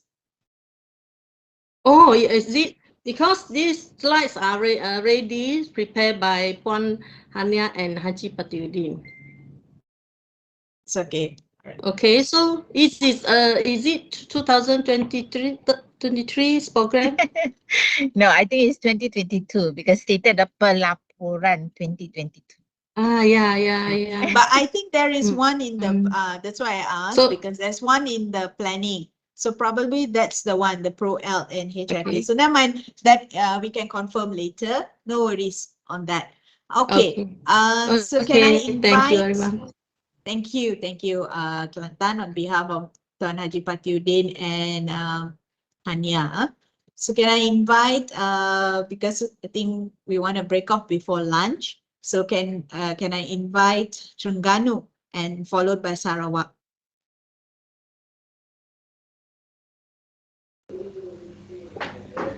Okay. Encik Dadik. Hi. I'm waiting for Vicky to present my slide, madam. Oh, okay. You shared with Vicky? I already shared the slide to Vicky. All right. Thank you so much. Okay. Suara saya okay kan, Puan? Is it okay? Okay. Okay, Assalamualaikum and very good afternoon to all of you. Okay, from Terengganu, these are three of us. Okay, these are three of us. Organizing and everything regarding English, kami bertiga lah yang uruskan dalam 3 tahun kebelakangan ini. Dan okay, next Vicky. We are not being able to see it. The slides are buffering, Vignesh. I'm dekat sini okay Puan? We can see it, Puan Sheila. Oh, okay. Mine is Never mind, something never is mind. wrong. Because Vicky have the slide, so we can look at it later. So okay, go ahead. Okay. Okay, untuk Terengganu, I'm reporting something different yang kita tak buat. Apa yang mungkin negeri lain buat, tapi yang what we have here, I've been doing this for the past since 2009, madam, and all my friend. Okay, kita punya HIP program di Terengganu ni, especially under ETP, English Theme Park, Kuala Terengganu, Kemasik and also Kuala Berang. Since 2009, kita adalah buat program bahasa Inggeris, penggunaan bahasa Inggeris di especially for these three district. Dan the continuation of this program berterusan lah apabila saya masuk unit bahasa Inggeris di JPN. And next Vicky. And last year we are only able to did 3 English day for that 3 district. Kita ada sedikit duit lebihan yang perlu dihabiskan, yang duit sumbangan Azomobil, dan alhamdulillah walaupun sedikit tapi dia punya impact after nearly 3 years kita tak boleh bersemuka. So itulah antara English Day yang kami sempat buat dengan sedikit bajet tahun lepas. Dan previously from 2009 until 2019, of course, this is our main program for all ETP at that district. Okay, so when it comes to COVID 2020, there's a regulation that we cannot berjumpa face to face and all this. So last year kami hanya mampu buat 3 je dengan sedikit bajet. Okay, tapi itulah ia mengambil it takes time to organize, to have a meeting, to set up the kelulusan from the pengarah and everything. Dan alhamdulillah settle lah dengan duit dalam around 3,000 je. Okay, untuk semua peserta-peserta melibatkan 3 daerah itu. Okay, next. Okay, this is something new yang kita buat. Okay, I forgot one thing. Untuk makluman rakan-rakan juga, Terengganu kita dapat tajaan daripada Azomobil since 90 something dulu. Okay, I forgot. But nak ceritanya, until now our English Day in that ETP still continue on according to the budget given by Azomobil. And itulah, insyaAllah, once I have updated the new Facebook for this ETP, I will share to our colleagues in our ELO punya WhatsApp. Okay, just to inform to you, previously we do have the Facebook for all that. Apabila when the restructuring happen, bila pegawai PKG dah bertukar and they forgot the password of that FB, and so I have to redo it again. I have to restart again since the collection of photos since 2009. I've been doing that slowly, even though kita ada kerja-kerja lain yang masih lagi bertalu-talu datang ke unit bahasa dengan ProElp-nya, dengan Finco-nya. Tapi insyaAllah, once I have completed the latest Facebook for ETP Kuala Berang especially, I will share to my colleague all the activities done for the past 13 years, right? 2010 until 2023. Okay, semua aktiviti lah melibatkan ketiga-tiga program bahasa Inggeris di ketiga-tiga English Theme Park itu. Okay, okay. This one is a new one. We did it last year, and it's still bersambung this year. And actually this budget kita terima dalam tahun 2020, but in 2020 we cannot berjumpa, we cannot face to face. We cannot have this program dekat hotel, dekat resort, dekat training center. So we only did this dalam bulan berapa lah saya forgot. But because this one my colleague yang handle-nya, Madam Fauzan. So this is also dia punya main objective is to improve the HIP yang level rendah-rendah lah. Okay, dia punya briefing, dia punya objektif tu ada kat tu lah, saya tak baca, Madam Is it okay? So we have recognized around. Sorry, Cik Jadid, but I can't see anything because I've just called the IT guy to come and check onto my PC. So probably later you can share with me, and I think Puan Judy is looking into the slide. So if there's any feedback, she will give you. Okay. But the slide, don't worry, is with Vicky. Okay. So that's the objective. It's just to increase the HIP punya sekolah yang rendah-rendah ke tahap yang ketiga dan keempat, dan alhamdulillah lah semua terlaksana. At present we are recognizing the best video HIP punya product from each school. Okay, next Vicky. Okay. So saya tak baca nak, kena baca ni. Saya baca lah. Okey, latihan dalam bentuk bengkel telah dilaksanakan bertujuan bagi memantapkan kefahaman guru-guru terhadap HIP sebelum memulakan program BEST program. Seramai 186 penenaras HIP telah dikenal pasti dan hadir selama bengkel selama 1 hari. We did best teaching practices from the selected school, and they have to produce semua tu lah. Okay, pelaksanaan yang terbaik di sekolah mereka, they have to produce a video. And insyaAllah dalam masa terdekat ni juga kita akan tapis the best video. Kita akan reward the selected the best top 3 video, the best top 3 HIP video. And soon I will continue my report later on in our next meeting. Okay, sebab setakat ni baru sampai setakat itu aku. Okay, dan dengan keseluruhan kosnya kalau saya boleh maklum around just 35,000 sahaja. Okay. So next Vicky. Okay, this is the HIP Champion Teacher Course yang kita buat di Besut dan Setiu. Buatnya di Bukit Keluang Beach Resort, melibatkan 57 teachers, 57 school, handled by SIC Puan Nobaya and also Puan Azimah. And of course, we did a best teaching practices sharing there. Next. This is for Dungun and Kemaman. Buatnya, we did it on 8 August last year di Kelab Golf Rantau Petronas, melibatkan 49 schools, handled also by SIC Kemaman and also Dungun. Okay, this is for KT, Marang and Hulu Terengganu, 7 August last year at Primola, melibatkan 64 sekolah, 64 guru-guru HIP. And the last one, Vicky. Okay, and this is for Kuala Nerus teachers. Okay, only 16 HIP school being selected from the portal. Okay, sekolah-sekolah yang low achievement. Okay, so itu sahajalah report pelaksanaan HIP yang mungkin sedikit lain lah daripada negeri-negeri lain. Of course kita ada penajanya, tapi kalau tak ada penajanya, kami berterusan lagi membuat program-program HIP ini di lokasi-lokasi yang saya maklumkan tadi. Okay, so anything to ask? Kalau tak ada apa-apa, sekian saja. Terima kasih.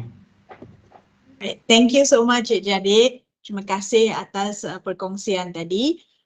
So yes, I saw a few, but I couldn't see most of it. But what I've heard from your sharing that HIP is done well. I mean, it's being progressively done in Terengganu, right? And you have the benefit. I mean, you have that contacts with the outreach partners. You have people to fund you, and that's why it's also possible. So thank you for ensuring. I think the importance of the English language environment is more for your state as well as for Kelantan. And I just like to share with you at one of the meetings, our TKPPM, Cikgu Din, right, Syafruddin, he told me, cuba tengok-tengokkan Kelantan dengan Terengganu ya. He said like that to me. I said, okay, saya akan cuba tengokkan. Right, so he feels that, the most important thing is the environment for your students because, they don't really have that mix environment where they can have the opportunity to use English. And so the demand to provide them English is more for Terengganu and Kelantan so that they have this opportunity to use English, within the school and outside the school. So thank you so much, Cik Jadid. Well done to Terengganu. I know that there are a lot of activities that you all are conducting for the state of Terengganu, English language activities, and you have quite a number of outreach partners supporting you as well. So thank you. Okay, so over to Sarawak before we call it. It's already 12:48. Sheila, Kedah would like to present first. Can we get Sarawak to present first and then followed by Kedah? Okay. Okay. Yeah, Sarawak. Sabah is not with us because they have a engagement. Hello, Tina. Welcome back. Hey, Tina. Tina, we can't hear you. Can't hear you.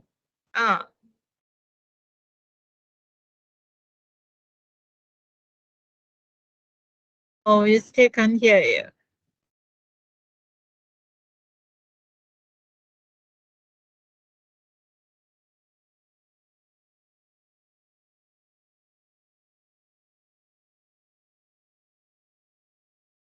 Hello, can you hear me? Now, yes. Yes, now we can hear you. Okay, go ahead. Good afternoon, Sheila, Julie. Yeah. I think Dr. Sham is here as well. And all our friends, especially to all the PPDs from Kuching, from Sarawak. I think, all of them are here to attend the meeting. Thank you so much. Yeah, it's so all of you here. Actually, I'm here to replace Puan Rahima. She's taking over HIP, and as I said that I'll be leaving from learning sector. I'm still waiting for the letter. It seems like so hard, the letter to be reached my hand. So by right, I should leave the learning sector in January, the first letter, okay? But I was on hold because of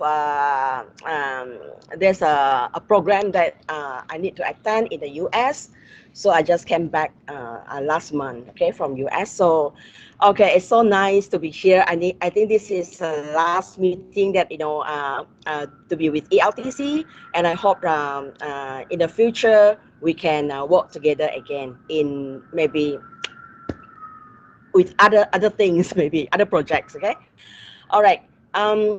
For HIP implementation in Sarawak for 2022, because I was a coordinator for the state, really saying that all the PPD officers, they have worked hard, all right, to ensure the program was well implemented in the district.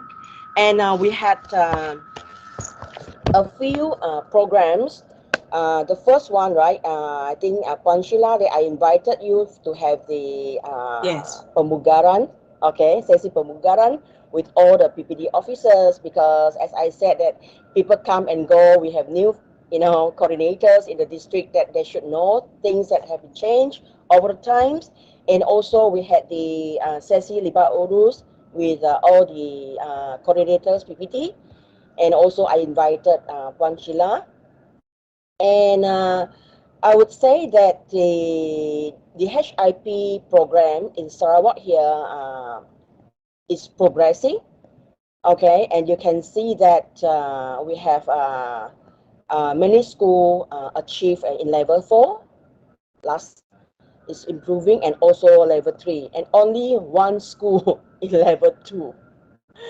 Maybe that one is maybe technical, reporting or what, because we believe that if the use of English in a school, all right, and there should be, the environment to create the English-speaking environment in the school. So it is HIP. All right, and outreach program also, we have FinCo, we have, for Sarawak, all the primary school, they have National Geographic programs, this one. So there's no reason for school to report that they don't have outreach programs. All right, and many of the secondary school also, they have collaborations program abroad, like Centrisa, which represented Sarawak to have this showcase in Persidangan, what is that,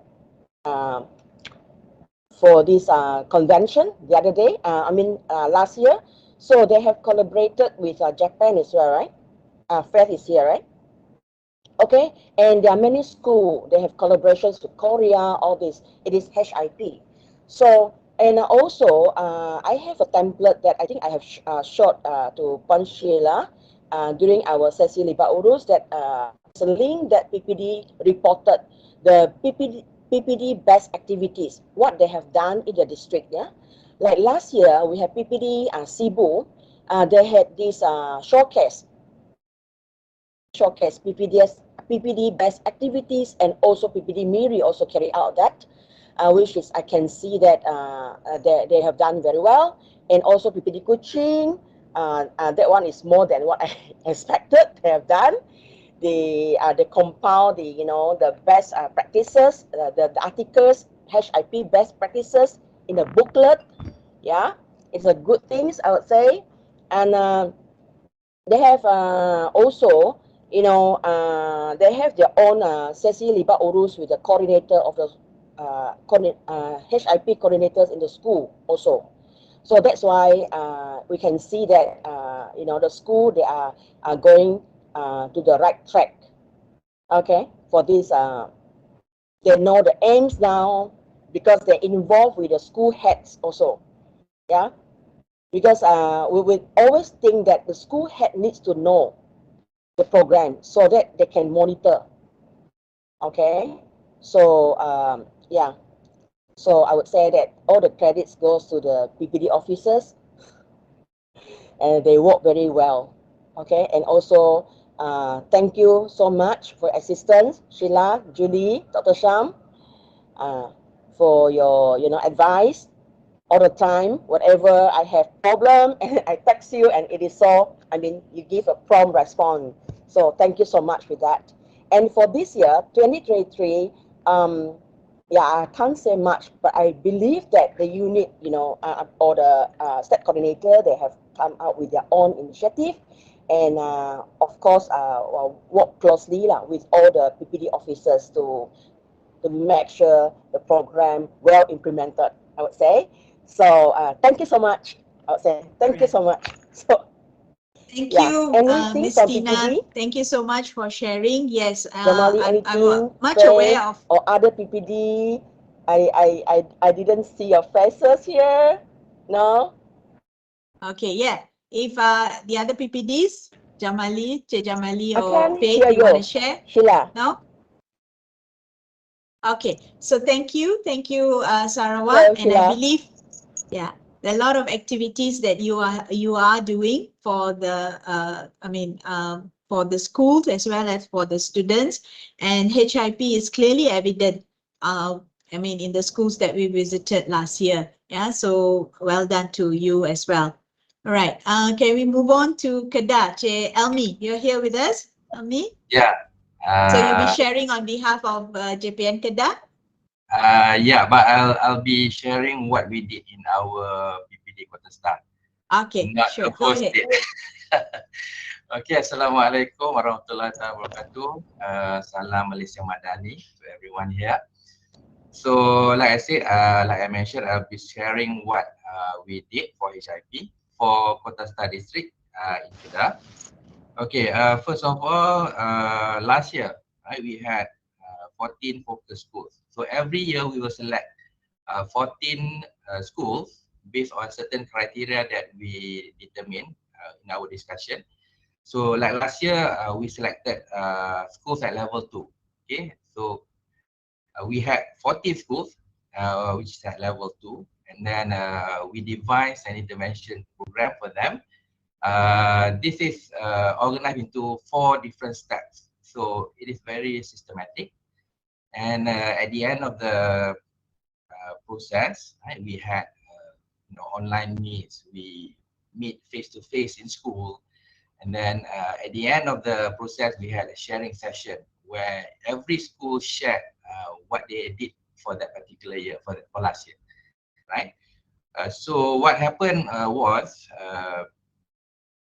based on our intervention and then the data that they key in into the portal, so all 14 schools actually managed to improve, right, for last year, and they are at level 3, and one school even managed to be at level 4, right? So for us, this is a success because based on that result, it means all the schools in Kota Star are already at level 3 and level 4. There are no more schools at level 1 and level 2, right? So we are quite happy with that, right? Okay, so the second thing, I think I've shared this in our WhatsApp group as well, right? At the moment, we have our HIP showcase. This is an exhibition. This started on the 16th of April until the 15th of May. So ladies and gentlemen, there's actually still time for you to come over and visit us, visit the exhibition, right? Over the weekend, probably. Okay, so this exhibition actually involves 5 schools. Right? We have selected 3 primary and 2 secondary schools, which are at level 4. Right? They are consistently at level 4 year by year. So we have them here so that they can show what they are doing at the school, and then we invite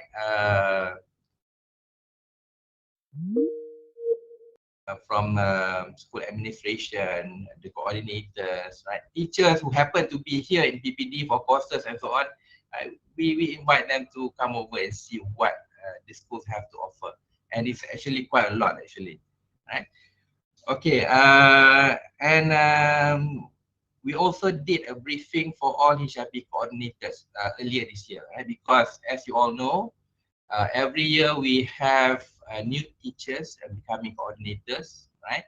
So most of the time they come with zero knowledge about how to carry out HIP activities.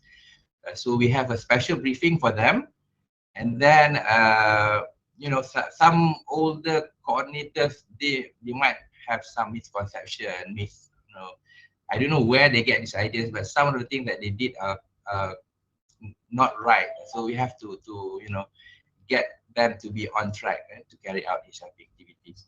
So this is something we did, I think in February, before the academic year ended, right, to get them to prepare for this new academic year. Okay, next we also have, we are also going to carry out our English camp, right? So this is from the PPD itself and also our TST, our teacher support team. This English camp, we call it English Camp Reach for the Stars. This will happen on the 23rd of May, right? Involving Form 2 students from secondary schools. And the unique thing about this English camp is it will be totally handled by students, right? So teachers will be there, but just to observe, right? So students, facilitators from 2 schools, SMK Sultanah Azmah and College Sultan Abdul Hamid, 28 of them will be handling the camp totally from the beginning until the end, right? We estimate around 90, 80, 90 students from from all over the district to be there. Okay, and then lastly, we have our HIP book, right? The book is called Hipster, a compilation of fun HIP activities. Coincidentally, we just received our ISBN for this book this morning, right? And we are waiting for the classification coding, and that will come a bit later. Run will happen, I think, in the next few weeks. And then, of course, we will offer this book for purchase lah, right? So if you can help us to promote this book, we will be very helpful. And I will also make sure that we send maybe 1 or 2 copies to the library in ELTC. Okay, so this will happen, and then hopefully everything will go on smoothly. So I think that's all from us in Kota Star District. I can't speak on behalf of the other districts in Kedah, but I'm sure all of them are doing superb in HIP as well. So thank you very much. Good to see everyone here. Thank you. All right. Thank you so much, Elmi, for the sharing on behalf of Kedah. And I think specifically we got ideas about what are the activities that were done for your district. And I was also fortunate to visit the district last year. And to be very honest, yes, there is a huge need for PPD Kota Star itself to support the schools. Yeah, because the language environment is really lacking. And we saw that despite the teachers' ability, the teachers' proficiency, the teachers, this one, but the environment, in other words, in Bahasa, you say the swasana, it's not there. It's really like they are struggling to use English. So I think more effort needs to be done to support this the students, because it's like I said, it's all about them. It's about their future. For them to acquire the language and to be able to use the language. So I think that is my personal observation of that. So thank you, Kedah, for giving your support in this program, HIP, and also in extending the program to your schools there. Yeah, and we really hope that 2023 will be a bit more aggressive in the sense that the schools are doing more activities in English, and the usage of English is evident, or the usage of English is much more predominant in the context of the school, so the students can have an environment of English. Okay, so having said that, I'm not going to take any longer. Sorry, I've already taken 5 minutes of your lunchtime. Actually, I told Puan Julie we should end by 12:30. But thank you, because of all the sharings that were taking place. It's very enriching. And we know that these are all evidences of the activities being done. And at any juncture, we are ready to share. Okay, Sarawak has done this.